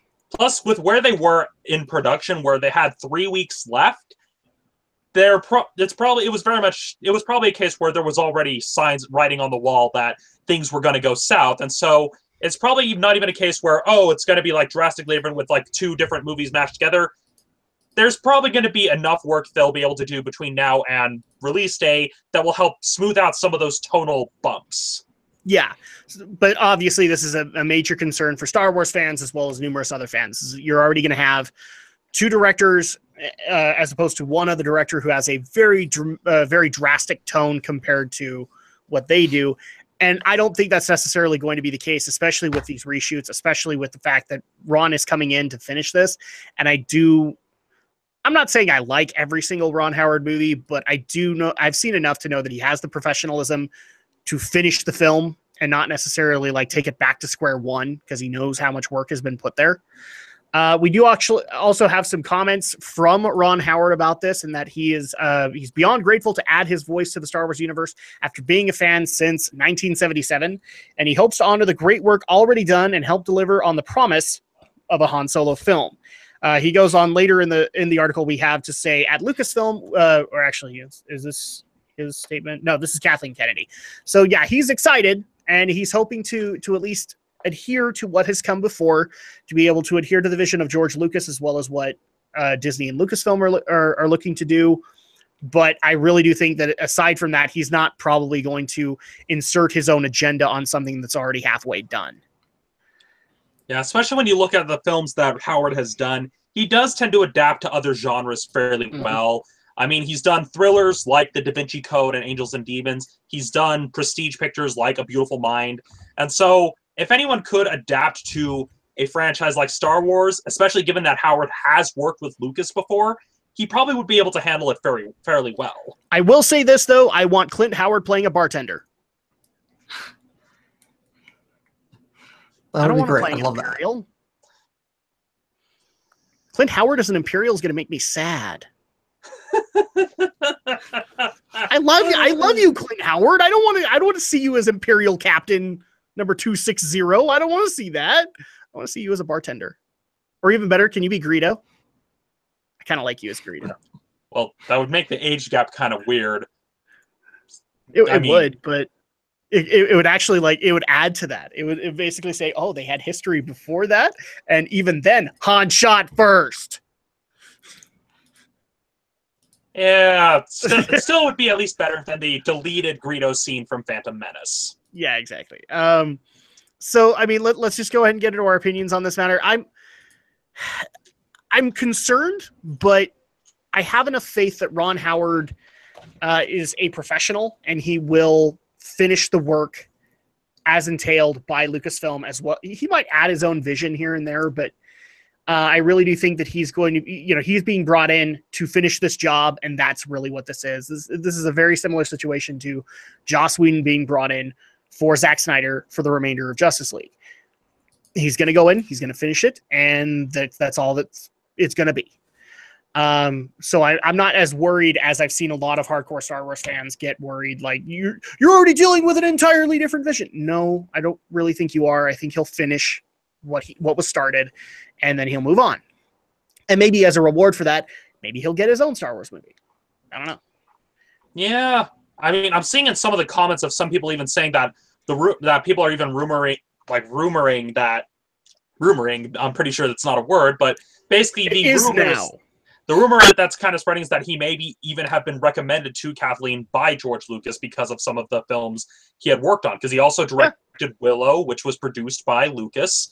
And there were also a few Oscar contenders that he worked on, such as Apollo 13. So it's not like we have a really bad director being brought in here. But Ron has also had that good relationship with George Lucas. So at that point, I think that also plays into it. But I don't know how much, because again, George is not involved in these movies. He doesn't believe these movies should be made, kind of thing. He had a completely different vision for those in the first place. But I think, at least in that regard, Ron has worked with George. He has respect for him, and he's going to do his best in honor of that friendship, kind of thing. And that's the most I think you can get out of that. Yep, and at least it's early enough. It's not like a Suicide Squad situation where it was already edited and they had to reshoot it. At least it's early enough that most of the drastic changes should be mitigated by the time they actually start editing. And so, again, it's worried and have every right to be, but I don't think it's going to be to the level of Suicide Squad of all the massive changes. It'll just be a case that they managed to catch it early enough that maybe that'll be smoothed out by the time it's in post. Yeah. And I mean, here's the thing is like the director was the least thing on my mind with the Han Solo movie. I actually was more worried about the casting of Han Solo, which I'm actually agreeing with. Because the funniest thing is that me and Alex and you have seen him. He was in Hail Caesar, and he actually really works. I like the casting for Han Solo.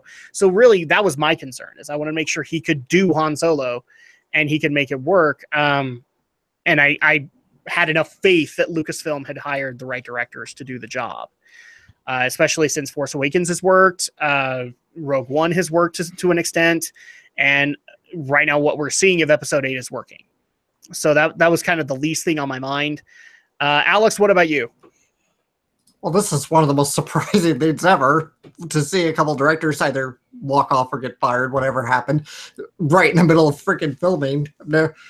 You know, I think there's been horror stories like this before with other films. I think Waterworld was one of them, where Kevin Costner kind of mutinied and took over the film. But yeah, this is such a weird public debacle. It's so strange and surreal to keep an eye on. Ron Howard was a surprise. I know he was obviously in talks, or at least he was the rumored name for a bit before it became official. This is the first time I'd actually even heard his name attached to a Star Wars movie. So I was like, I think, wow. If I recall,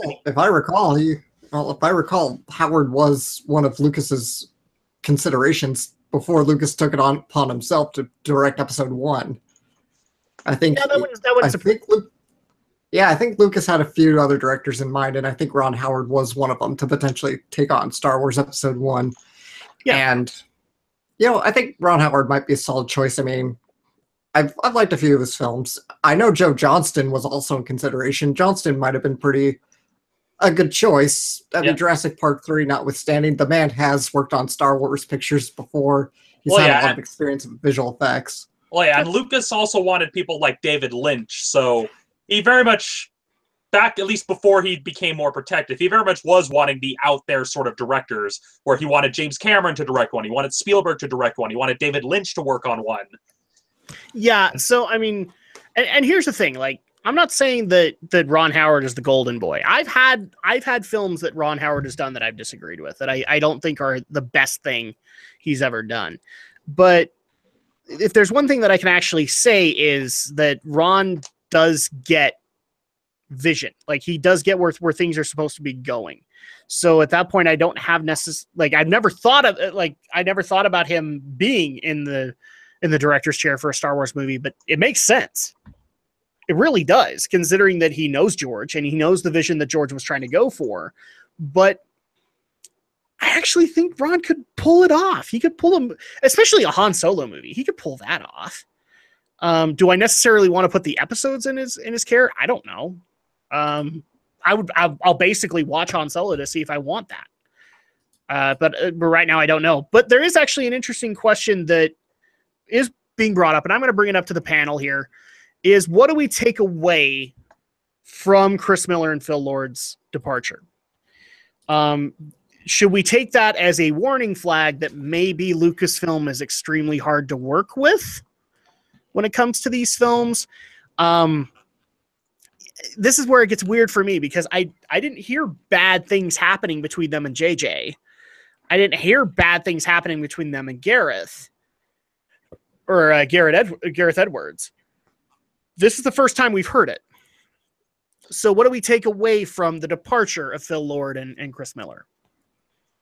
I'd say it's definitely, I think, a sign. Alex. Yeah, I think it's kind of telling that Lucasfilm is taking the Marvel route, and they are going to be pretty controlling of the direction and overall packaging of the Star Wars franchise from this point on. I don't think and I think that's safe to say.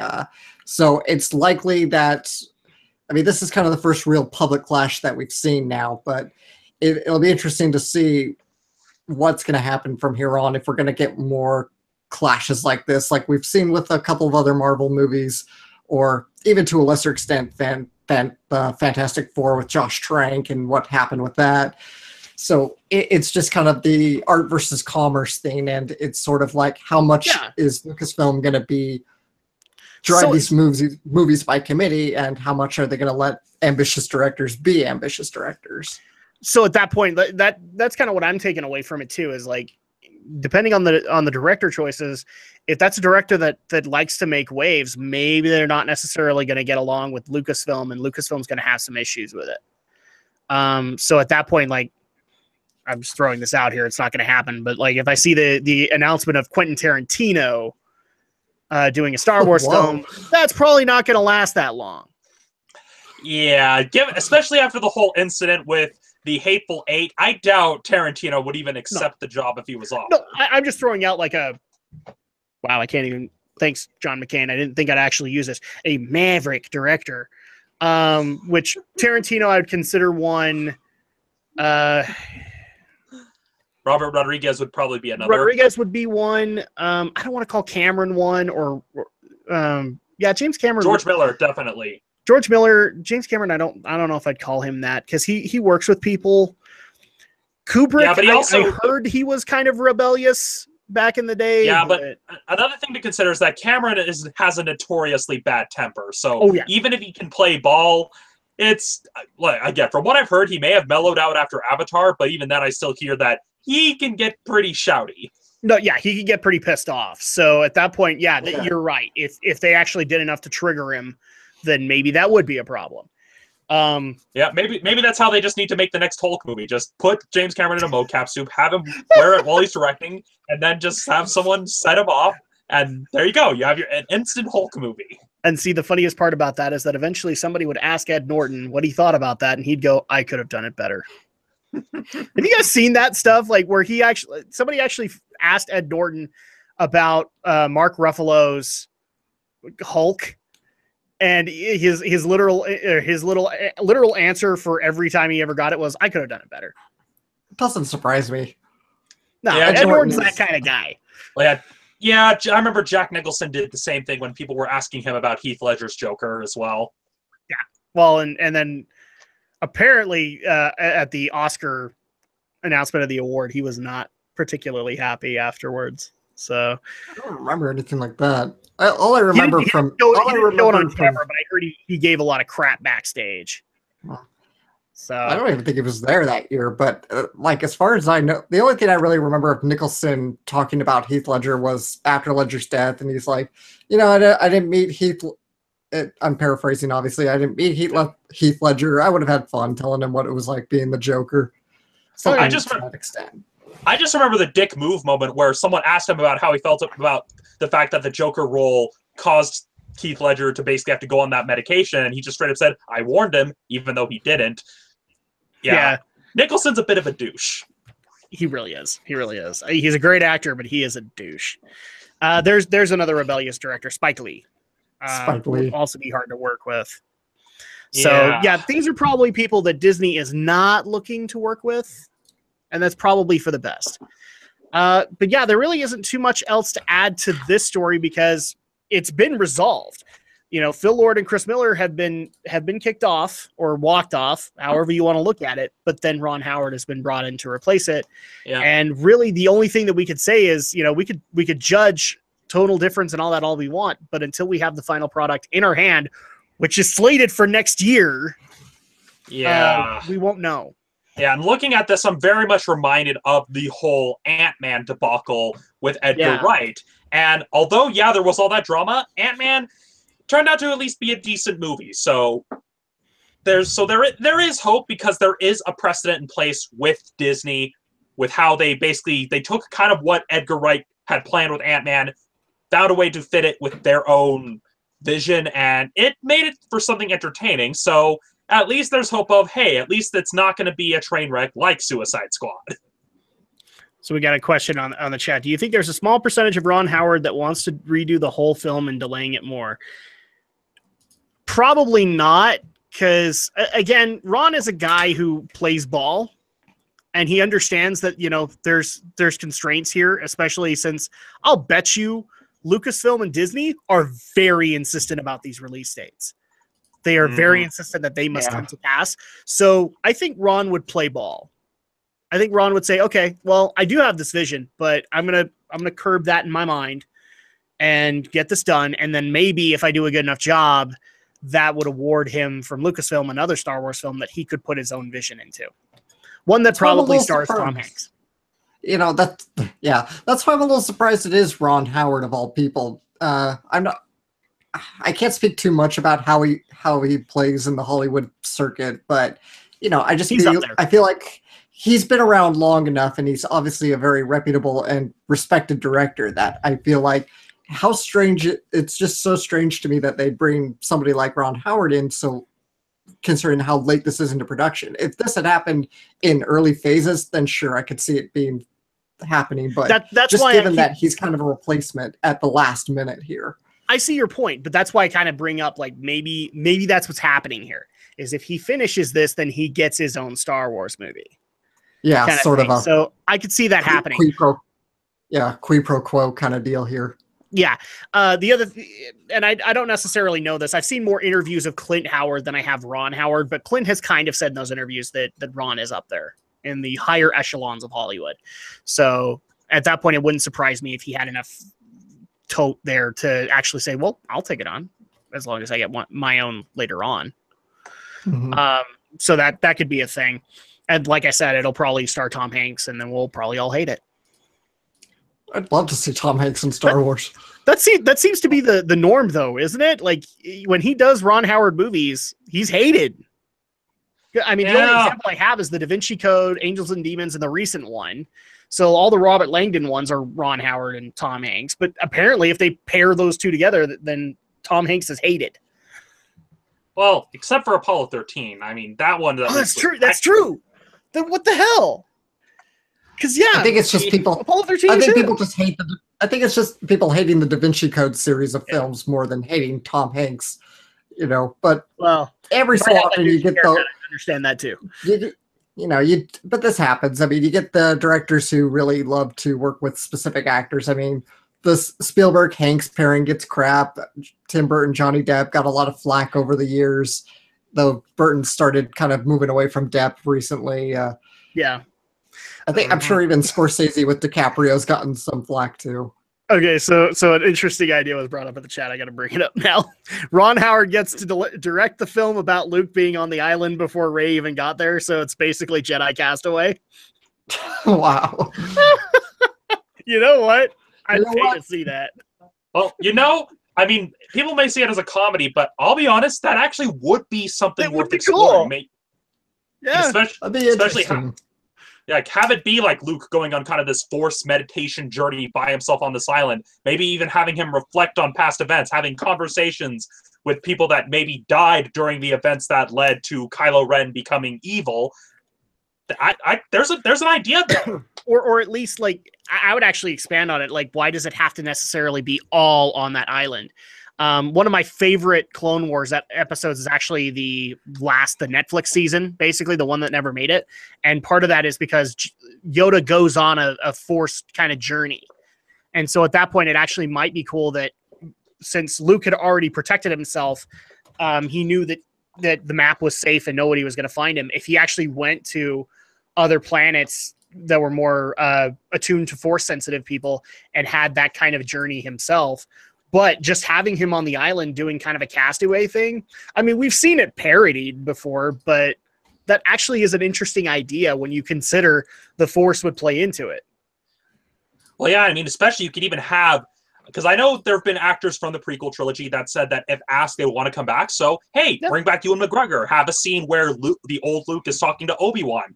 Bring back Hayden Christensen if he actually wants to come back. Maybe have it where he's kind of reflecting on who his father was before he fell to the dark side. That would be a way to kind of bring in. Ewan has been brought in, hasn't he? Yeah, he was brought in for one line in The Force Awakens. Yeah, because he's part of the Vision. The Obi-Wan voice that we got in that is him. And I think the Yoda voice in there, too, that you can hear distantly is the... Frank Oz. It's Frank Oz. So at that point, you do have those. But I agree with you. Like having the first idea that comes to my mind is like the whole Avatar, The Last Airbender, where he's speaking to previous lives about killing Fire Lord Ozai. It'd be really cool to. I can't even believe I'm saying this because I don't like the Hayden Christensen Vader, but have him sit there and say, like, these are, you know, why did you go down this path, and this is why. Yeah, it could even be a case. It could be Obi-Wan teaching Luke how to do the whole Ghost Force thing, because that's what happened when Obi-Wan wasn't hiding on Tatooine, is that he was learning how to do that from Qui-Gon. So even there, that could even be the explanation, is that it's Obi-Wan training Luke on how to basically be a Force ghost. Mm-hmm. Or another idea that actually just barely came to me is, because this hasn't been officially done in the movies, but we have seen in an expanded universe the holocrons being brought into it, and including holocrons where Anakin has taught like his lightsaber style and his philosophies in that. It might be cool to see like a little hologram of Anakin teaching what he has learned in his experiences, and that Luke has that holocron. That's definitely something that people have asked for in The Last Jedi, not only Sith training, but also the appearance of holocrons in these main movies. Yeah, it just leaves you to wonder, though, if the holocrons would actually still be in existence, considering that the Jedi Temple was more or less destroyed as after Order 66. So, well, Rebels answers that they are. Oh, okay. Yeah, because the one of the coolest parts about Rebels is that Kanan Jarrus, the main character there, he actually has a holocron built in with the evacuation, the amended evacuation order from Obi-Wan, saying to stay away from Coruscant. So that's actually cool. And then also he has a lightsaber directory from Anakin. So you got the Clone Wars versions of those guys, but wouldn't it be cool if in Episode 8 he had something similar? Maybe even tying the Rebels cast into, I don't know. I'm not even going there. Yeah, that would be a bit holocron Wilson. Well, honestly, maybe that would even be a way of having it work. If it is a holocron showing Anakin, and then have it where it's a normal recording, because Luke's on this isolated island, he starts basically having like a Force hallucination of his father, even kind of chastising him for what happened that led to Kylo Ren to fall to the dark side even. Yeah. Kind of like how in the Samurai Jack, where you have like the corrupted Jack kind of like chastising Jack during the earlier episodes before he meditates him away, basically. Yeah, basically. These would be awesome ideas. What do you think of these ideas, Alex, now that we're bringing them up to you? Well, I think they're actually all pretty good. I'm afraid, though, Luke Castaway might be a bit too ambitious for Disney's taste, but I like the idea. I mean, failing that, maybe he could... Yeah, there's a side quest in Breath of the Wild that's basically Castaway. He could go do that. I was actually going to say, Giro in the chat is the one that suggested Holocron Wilson. I want you to find art of Holocron Wilson. I want this now. just a Holocron with Wilson in the hologram. There you go. Damn it, Wilson! Okay, we're bringing up Castaway, though. That's Robert Zemeckis. It is Zemeckis, but hey, it works. I think it's because we were bringing up Tom Hanks. Yeah. So let's go ahead and get into the last story of the evening, which is an update to the Spider-Man movies that are going to be happening. So we already have Spider-Man Homecoming literally weeks away. I already know Alex is very excited about that. And you want to give a quick update, Alex, because people are still asking, have you watched the Spider-Man trailer from E3? The answer is no, I haven't. I already know the answer, but I wanted him to say that. You really should. I get your apprehensions. I think you'd enjoy it. All right. So Spider-Man Homecoming, one of the biggest features for that movie is the fact that it's not only following Peter Parker, but we also get occasional appearances from Robert Downey Jr. playing Tony Stark, which people are actually excited about. Is like he gets a mentor kind of figure and one that kind of pushes him out of the heroing, if you're not going to do it for the right reasons kind of thing. And people were assuming that with the upcoming sequel. Now, here's the thing. I've seen people actually go into this argument. There's one sequel planned. And then at that point, Sony has the rights to Spider-Man again. Okay, so there's one more sequel that Marvel Cinematic Universe will do. And they're already announcing that Robert Downey Jr. will not be in the 2019 sequel. Instead, they're going to go pick another veteran from the Marvel Cinematic Universe to basically go into Robert Downey Jr.'s role for that. if I were to take a wild guess, and I have no confirmation on this whatsoever, I am literally pulling this out of my head right now. It's probably going to be Chris Evans. I know that Spider-Man and Captain America have had a lot of interactions in the comics in the past. That would be my guess, is that if they were going to do somebody like that, it would probably either be Chris Evans or maybe, I don't even know how you would make this work, but like Chris Hemsworth. Oh, I probably would aim for like a lower tier Avenger. I would think they probably would have maybe Jeremy Renner's Hawkeye or Anthony Mackie's Falcon, one of those two being the mentor roles. One, because they're cheaper to hire, and two, it's easier to kind of write them into the story than, say, Captain America and Chris and Thor, especially given the events of Civil War. So Falcon maybe less likely, but looking at the lower tiered Avengers that we have available, so you would have people like Vision, Falcon, Hawkeye, kind of those characters that aren't basically the major players in the MCU yet. That's just probably thinking from a budgetary standpoint. That's probably the direction they would go. Maybe, given that they've established that Coulson is still alive, maybe even just having Coulson filling that role, much like how he did in Ultimate Spider-Man. Yeah, actually, you know what? I like the Jeremy Renner idea, because Hawkeye, I think, has a little bit more development than Anthony Mackie does. Nothing against Falcon, because I love the guy. I think he does an awesome job. But I think they would probably, if they're going to go with the experience route, they'd probably go with Jeremy Renner and give him that extra thing. Because if I remember correctly, when they were talking about the Hawkeye or the Black Widow movie, it was going to be like Black Widow and Hawkeye. That really hasn't come to fruition. So this might be a way to be able to do that. Yeah, plus another thing to consider is that this 2019 film, we're going to be getting the Infinity Wars movies before that. So there's probably going to be a major shakeup, because I know Robert Downey Jr.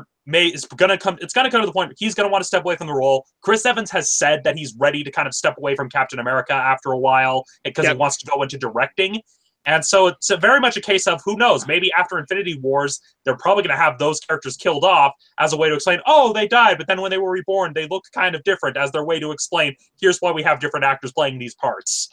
Exactly. So, it might be actually a better idea to bring in Jeremy Renner or Anthony Mackie, or I'm spitballing here because I don't know how they make it work, like Benedict Cumberbatch coming in as Doctor Strange. Maybe they could do that too. Maybe, but you run into the same problem where Benedict Cumberbatch is a lot more expensive to hire. You're definitely wanting to look for those who are already in the supporting cast of the Marvel Cinematic Universe. Oh, who plays Ant-Man? Paul Rudd. Paul Rudd. So would he be cheaper right now? Probably. So maybe him. But I don't see how they work it in. Well, yeah, because story-wise, he was on. Was he on Steve's side or was he on Tony's side? He was on Steve's side. I can't remember. Okay, so I remember a lot of the Avengers that were on Steve's side kind of went with him when he basically went, hey, I'm leaving Tony in charge of the Avengers, and he basically went to do his own thing, which is why it may be a bit tricky. So it's very much a case of, it's probably not going to be a major player unless it's someone they've introduced in the wake of Infinity Wars. So it's really hard to say who they're going to bring in. Yeah, but we do know that it's not going to be Robert Downey Jr. coming into that role, because he's getting ready to step out of that. Before we go a little bit deeper into the story, Alex, what do you think about that? Like, Robert Downey Jr. is kind of one of the bigger features of the trailers right now. Do you like or hate the fact that he's not going to be back in the Spidey sequel? I'll miss him, but it's understandable. I figure at some point he's gonna move on from Iron Man. It's inevitable. So I don't have a problem with it. I don't. And yeah, you're probably right. They're going to probably go with an established Avenger or something like that. But personally, a lot of the comments are throwing this out on the article, and I'd like to see this too. I'd like to see Daredevil step up, because we're probably not going to get a cinematic treatment of Daredevil anytime soon. So you're talking like bring in the Netflix Daredevil? I wouldn't mind that either. Or just if the net, maybe that's fine with me. Or just find somebody to be Daredevil. Matt Murdock, the character in general, is more what I'm getting at. Just because obviously, as far as I know, Matt Murdock and Peter Parker have had interactions in the comics. Oh yeah. And they share quite a few villains. I mean, most notably Wilson Fisk, which they'll be introducing in the PS4 game. But that's definitely Spider-Man's had his fair share of run-ins with the Kingpin. So that would definitely be the good linchpin of, Spidey stumbles upon the tail of the Kingpin. Maybe Daredevil's already working on basically bringing down an operation, and Spidey ends up getting in the way, and the two have to work together to clean up the ensuing mess. Yeah, exactly. So, I mean, that actually would be an interesting idea, because people have been asking why the Netflix series protagonist can't be brought back in or brought into the films. The main reason being is that, they do want to keep those separate continuities, but they don't have a Daredevil right now. Yeah, so, I think it's also very much contracts. Because if you're bringing an actor that's signed on for a TV show into a movie, you have to negotiate contracts. They may demand higher pay. Yep. It's a nightmare to negotiate. And so by keeping the characters separate, they're probably thinking, okay, keep it separate. We don't have to renegotiate that much.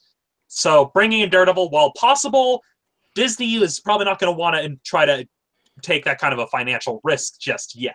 Yeah. What about just the concept of recasting Daredevil for the movie? Like a different actor for Daredevil. Okay, but who do you bring in? That's the thing. I don't know.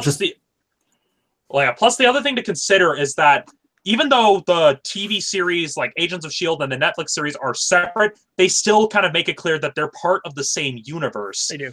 And Disney would know that, okay, well, if we cast someone new as Daredevil, you're going to have the pissed off fans of the Netflix show raising those questions. Well, and already you can't do that, because there has been connections to S.H.I.E.L.D., although subtle, there have been connections to S.H.I.E.L.D. in the Netflix series. So we do know that they're connected loosely.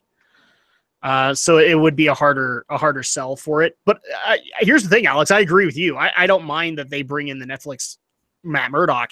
I'm not saying that the entire movie has to be darker because he's in there, but I think he just does a good job of playing the character. So the other thing that we want to get into is actually the announcement of all of the other stuff that now they're talking about with Spidey, because apparently Sony is interested in making some spin-offs, specifically that focus on supervillains like Kraven the Hunter and Mysterio. I don't know how I feel about that, because again, when Sony gets the rights again, I'm worried about what they will do. But if they wanted to do like spin-offs based on Kraven and Mysterio, that might be a better way to start than just go right into a Spider-Man movie. At the same time, though, it's really, really hard to have a movie that's focused on a villain being a villain. Yeah. And so it's kind of a case of, yeah, you could have these spin-offs, but where's the story? Well, and they already have another problem with that, because there is actually another villain film that's coming. We are going to be getting a Venom film with Tom Hardy as Eddie Brock, and Carnage is the villain for it. Thing is, the difference here is that, at least in the comics, we've had Venom be kind of an anti-hero. He started out as a villain. No, I agree with you.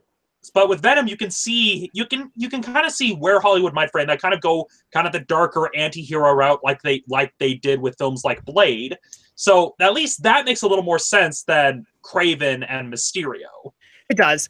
And the other thing they're also talking about with spin-offs is they're actually in the works, or let's see, the 2 Spider-Man spin-offs are already confirmed to be in the works. One is the Venom movie. We already know that one. And then there's another one called Silver and Black, which would focus on Silver Sable and Black Cat.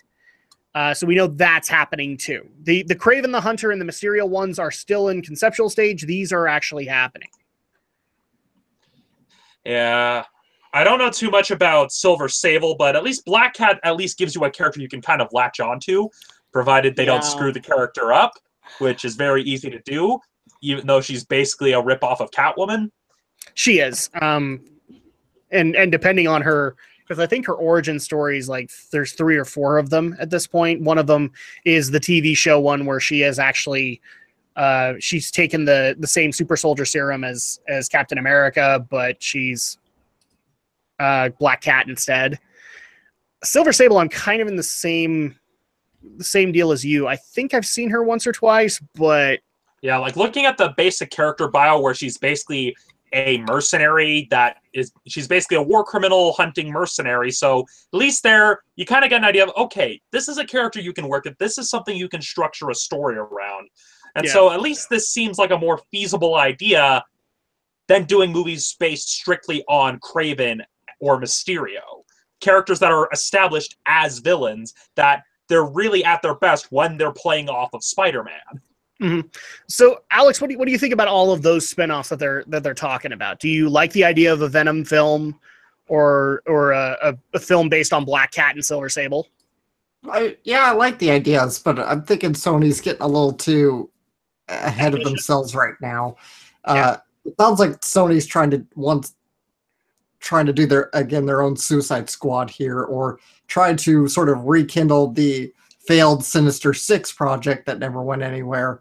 So it's like, Sony, slow down a bit, just wait for a moment and see how, first of all, the Venom movie seems like it's coming, so wait and see how that does. Wait to see how your other Spider-Man movies do before you start jumping in head first. That's kind of what got you into this mess in the first place. Yeah, and I actually find it funny that they have these first, and they haven't even officially announced that they do have a Spider-Man film in the works after that, or after the sequel and after Infinity War and all that, which kind of tells me that it's probably going, like, if they do it, it's probably going to be another reboot, because they're not going to be able to do Tom Holland because he's part of the Marvel Cinematic Universe. So I'm not saying he'll be in future films, but they can't necessarily bring Tom into it. I have a feeling Marvel would get mad at them for it, but it does make me kind of worry that, you have all these ideas for Spider-Man villains, but your Spider-Man idea isn't there. And frankly, I don't know, maybe part of that is because they're worried that the sequel won't do well. I don't know. Or alternative. There's a lot of ambition here, and it's worrisome. Yeah. I'm probably way off base, but is it also possible that maybe Sony's just going to say, okay, Marvel, you just kind of do the thing with Spider-Man. We'll do the villains, so everybody wins in the end. I don't know. And the main thing that because I've seen articles on this, and it seems like Sony wants to take Spider-Man back after that sequel. So because they have not officially signed another movie after that. So I don't know. Until I actually hear otherwise, it's too soon to tell. So, final thoughts before we wrap things up for the evening, because that's pretty much it, everybody. That's the stories we had this week. Weren't you going to insert one more? Oh yes, that's right. I was actually going to insert one more. Thank you for reminding me, because I completely forgot about it. So yeah, final thoughts on this one while I bring up that story. I think we've said our piece, but go ahead. Yeah, you've pretty much, and Alex pretty much put it right there. It's very much Sony kind of putting the cart before the horse, before they even know if they're going to have a hit or not. Because yeah, people responded to Tom Holland fairly well in Civil War, but that's not a guaranteed Homecoming may get the same treatment. It looks promising, but trailers can make anything look good. Case in point, the Star Wars prequels. I mean, crying out loud, Suicide Squad looked amazing. Batman v Superman looked pretty damn good, despite controversy. And so it's very much a case that Sony's jumping the gun. Yeah. So our last story of the night actually is an update, because I believe we have covered this lawsuit before. Yes, we have. I might need to double check that. Yeah. So in case people are not up to speed, Studio Car has actually sued Gainax. Trying to look for the exact reasons for it. I think it was just back owed money. Yeah, unpaid royalties specifically.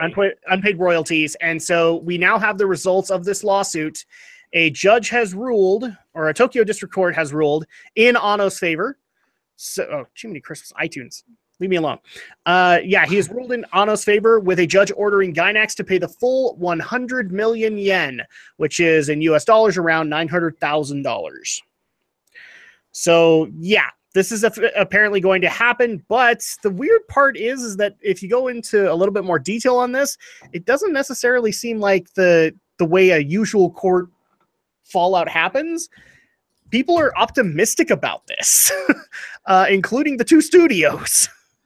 Yeah, I mean, especially when you consider it's not just the back royalties that Gainax owed. Gainax also owed Studio Kara another 100 million yen in loans, because Studio Kara loaned Gainax that money.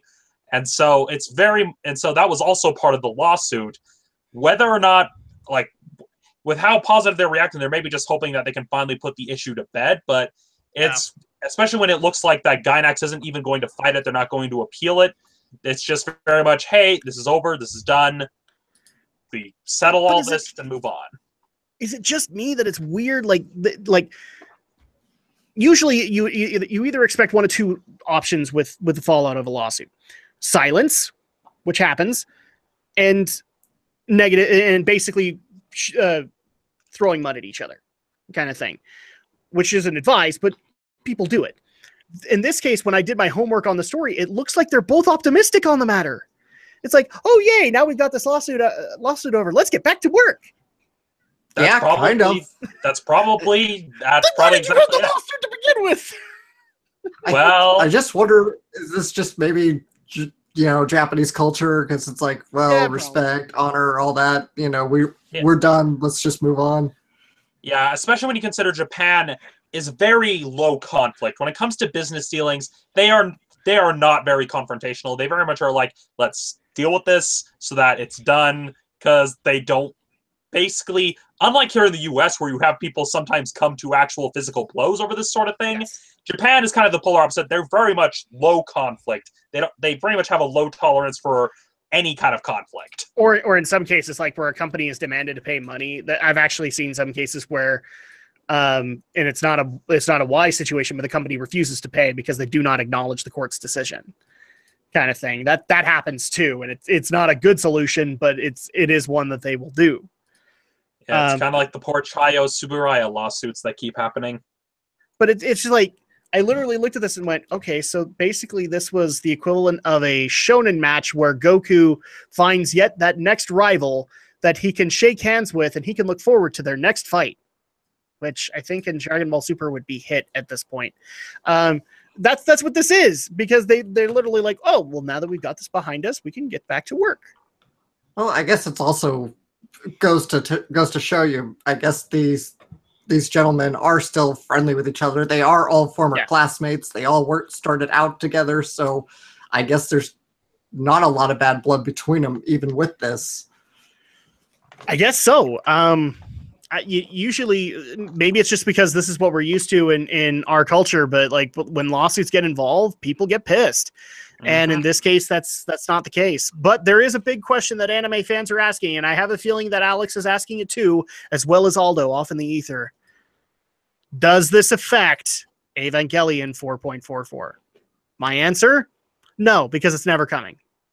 I thought it was called 4.0 plus 1.0 weird musical notation thing. Yeah, it's got like a repeat symbol. But yeah, but we always go by kind of what the eventual English transliteration will be, which is the 4.0, which will turn to 4.44. I don't know. The rebuild movies are weird with their titles. You cannot name your movie properly.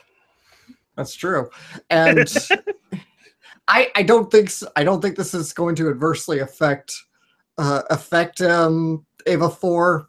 That is assuming, of course, it's in production right now, which we don't know. Supposedly is. I think Anno said it supposedly is. Well, here's the thing. Anno said that after Shin Godzilla, we would get that. But I haven't, have we actually had an article that confirmed it was in development? I don't think we have. There was at least something. Yeah, there was an article. There's something.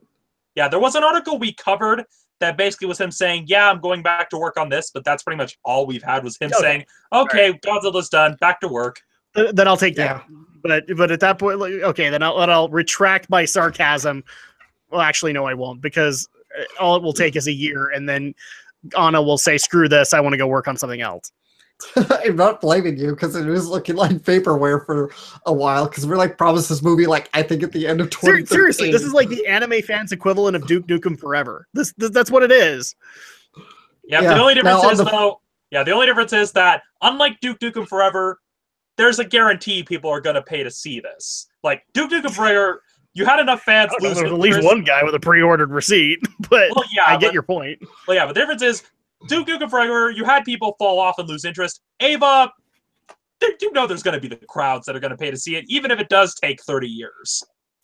Yeah, so that'd be weird to think of. Now, on the flip side of this, even Gainax is supposedly back to work because they're still supposed to be moving forward with their Aoki Uru movie this year, which talk about your development hell movies, because they've been trying to do that for the last 25 years. So was it literally being held up because of the lawsuit? Not because of the lawsuit, mostly just because of finances and trying to get the movie financed, because the original Aoki Uru was pretty expensive and it didn't do very well. So that really set Gainax back way back in 1990. Like, I think it's a little earlier than that, but even back in 1992.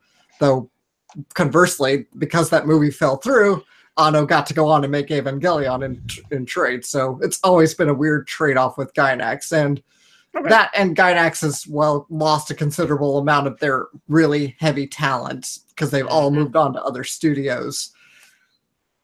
Okay. So, I mean, I'm glad that the lawsuit is off their heads, but like, I guess my opinion on whether or not this affects Evangelion 4.44, it's too soon to tell. And frankly, I mean, if it had a release date by now and we actually heard it being delayed, then I would say, yes, it affected it. But now we don't have much evidence saying it is. That's kind of the issue here. So unless we were actually either an employee of Studio Kara or Gainax, we would be able to tell you. Yeah, in which case we wouldn't be able to do the show. We'd probably be too busy working ourselves to the bone for like 3 cents a picture. We'd be too busy killing ourselves. Is basically what would be happening. This was surprisingly quick. I had to look again when this first broke, when we first covered it. That was back in December, so nice. That was pretty quick turnaround for a lawsuit. Well, compared to other lawsuits that we've covered, like Jim Sterling versus what's his bucket from James Romine. James Romine, yeah, that was at least a good couple of years, wasn't it? Yep. I think that. Yeah, maybe. I think so. Yeah, and we're looking at the whole H3H3 lawsuit probably being another couple of years too. So there you go. Lawsuits take a lot of time, and the thing to consider, people, is that this is in a Japanese court. Japan's legal system is a whole different can of worms. I mean, but the big distinction why things take such a long time. Now, I'm only commenting in the case of criminal law because that's kind of where I've done some research, and in Japan, when it comes to criminal law, why things tend to move quickly is because Japan operates under the presumption of guilt, with the burden of proof being on the defendant to prove their innocence. Whereas here in the US, since we believe in the presumption of innocence, it puts burden of proof on the prosecution. And with lawsuits, it's kind of the same case. The person who is being accused is the one that has to, like, yeah, you still have to do a lot of work to defend yourself in a lawsuit, but it's still up to the person of making the allegations to actually make the case. So, I mean, I'm glad that this is all settled. I don't really think it's going to affect either of the projects. I think whatever projects are being worked on are being worked on. So, if anything, Studio Kara has an additional amount of money that they can now work with to be able to get Evangelion out the door, or whatever projects are coming before that. Because for all we know, there's another project before Evangelion 4.44. So. There you go. Well, yeah, especially when you consider all the contract work they've been doing for Nintendo as of late. Like all the cutscenes in Fire Emblem Echoes were them. Fire Emblem Heroes, they've been doing those cutscenes. I was going to say, no, that was Ghibli again. I was going to ask if Ni no Kuni 2 was them, but no, that's Ghibli again. No, whereas Studio Kara, they've actually been doing a lot of work with Nintendo with a lot of the Fire Emblem stuff. So Fire Emblem Echoes, Fire Emblem Heroes, Fire Emblem Warriors, they've been doing a lot of those cutscenes. And so they've got the contract. It's part of why I'm excited for those games. So, well, like Shadows of Valentia, I've been enjoying it thus far. Fire Emblem Heroes, some of the cutscenes are okay. Fire Emblem Warriors, meh. Well, yeah, you and me are on different levels there, but I am excited for Fire Emblem Warriors just because I liked Hyrule Warriors, and I do like what I'm seeing for it. So, I get it. We're not there entirely together, but that's the way it goes. Yeah. So let's go ahead and wrap things up for the evening because that is all the stories that we have tonight. So thank you guys so much for stepping in and listening to the podcast. We really do appreciate you guys' continued support, not just to our own individual channels, as well as to the podcast. We appreciate that. And if people want to get a hold of us for being able to get additional feedback from us on the stories that we did cover, or you just want to be able to follow their content, Stephen Romney, how do they do that with you? Well, you can always find me here on YouTube at youtube.com/StudioGhostUtah. You can also find me on Facebook at facebook.com/Romney'sReviews, no apostrophe. And I am also on Twitter at Romney Reviews. I had something I was going to recommend this week for Romney's recommendations, but, well, Amazon decided to accidentally send the package to the wrong city. So instead, what I'm going to be recommending is something I've been kind of revisiting, thanks in large part to a screenplay I've been working on, and that is the All Common Writer Generations DS games. to basically explain, as the tagline in my little ID tag says here, I'm kind of the resident Kamen Rider fan. And the basic premise of these games is that they're very basic beat 'em up games where you can play as well as the main rider of the year it was released. So the first one was O's, second one was Forze. But you can it's a beat 'em up where you can play as any of the past iterations of Kamen Rider and basically beat up baddies from across the franchise. So if you're looking for a fun, simple beat 'em up that you don't really need to understand Japanese to enjoy, those are pretty good games. Those are the kind of games that you would see on something like You Can Play This if it was still being made. So that's this week's Romney's recommendation, is the Kamen Rider DS games, all Kamen Rider, Rider Generations 1 and 2. All right. And also to the people who have been asking, when are we going to get Romney on Gaming with the Geeks again? It's happening. Sooner than you might think. It's happening sooner than you might think. That's all I'm saying. Because there is more Metal Gear, and Romney must get us through it. That's the way it goes. Alex, how do people get a hold of you? Especially since now you are 400 subs strong.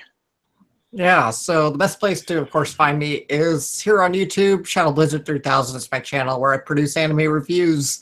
And, of course, if you want to always know when I put up a new video, follow me on Twitter at AlexJShort. Very nice.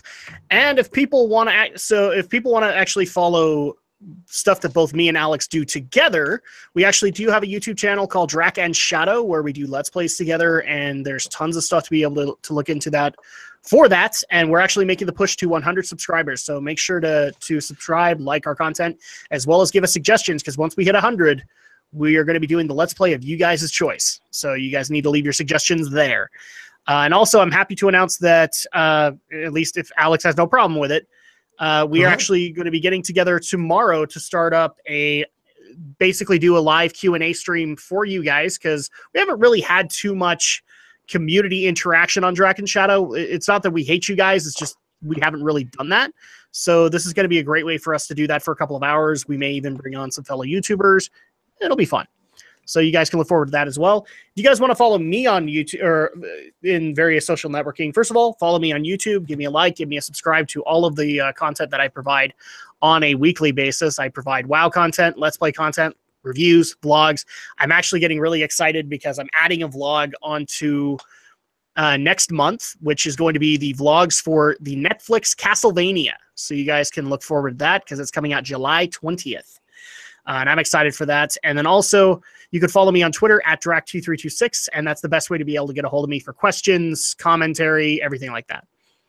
If you want to be able to follow the show directly, the best way to do so is follow our RSS feed at geekyweek.podomatic.com, and you'll get all of the episodes that are up to date on that RSS feed. I am working round the clock to be able to get it all up to date so that you guys can have everything. And I'm missing I think the last few bits, and then I'm just going to do a mass upload so you guys can have that as soon as possible. But follow us at geekyweek.podomatic.com. That also gives you access to the iTunes page. You can also follow us on social networking. There's 4 ways to be able to do it. There's 2 ways to be able to do social networking. But first, if you guys want to leave stories or leave feedback on the podcast, because we do appreciate that, you can do so at our email at geekyweek@gmail.com, and we do actually listen to those. A lot of the stories we've had in the past as well as this week have been listener suggested, so feel free to do that there. And then also with our social networking, you can look up Geek News, Reviews, and Opinions on Facebook and like the page, and you'll get up-to-the-minute information when we're going live, the stuff we're talking about, and any other additional stuff that's happening like Gaming with the Geeks and all that fun stuff. And you can also follow us on Twitter at GeekyNRO for the exact same thing there. If you prefer the Twitters aside from the Facebooks, because apparently that happens from time to time. And that's going to go ahead and do it for us this evening. Thank you guys so much for watching. We'll be back, obviously, next week with even more Geek News, Reviews, and Opinions. And so for me, for Alex, and for Romney, we'll see you guys next time.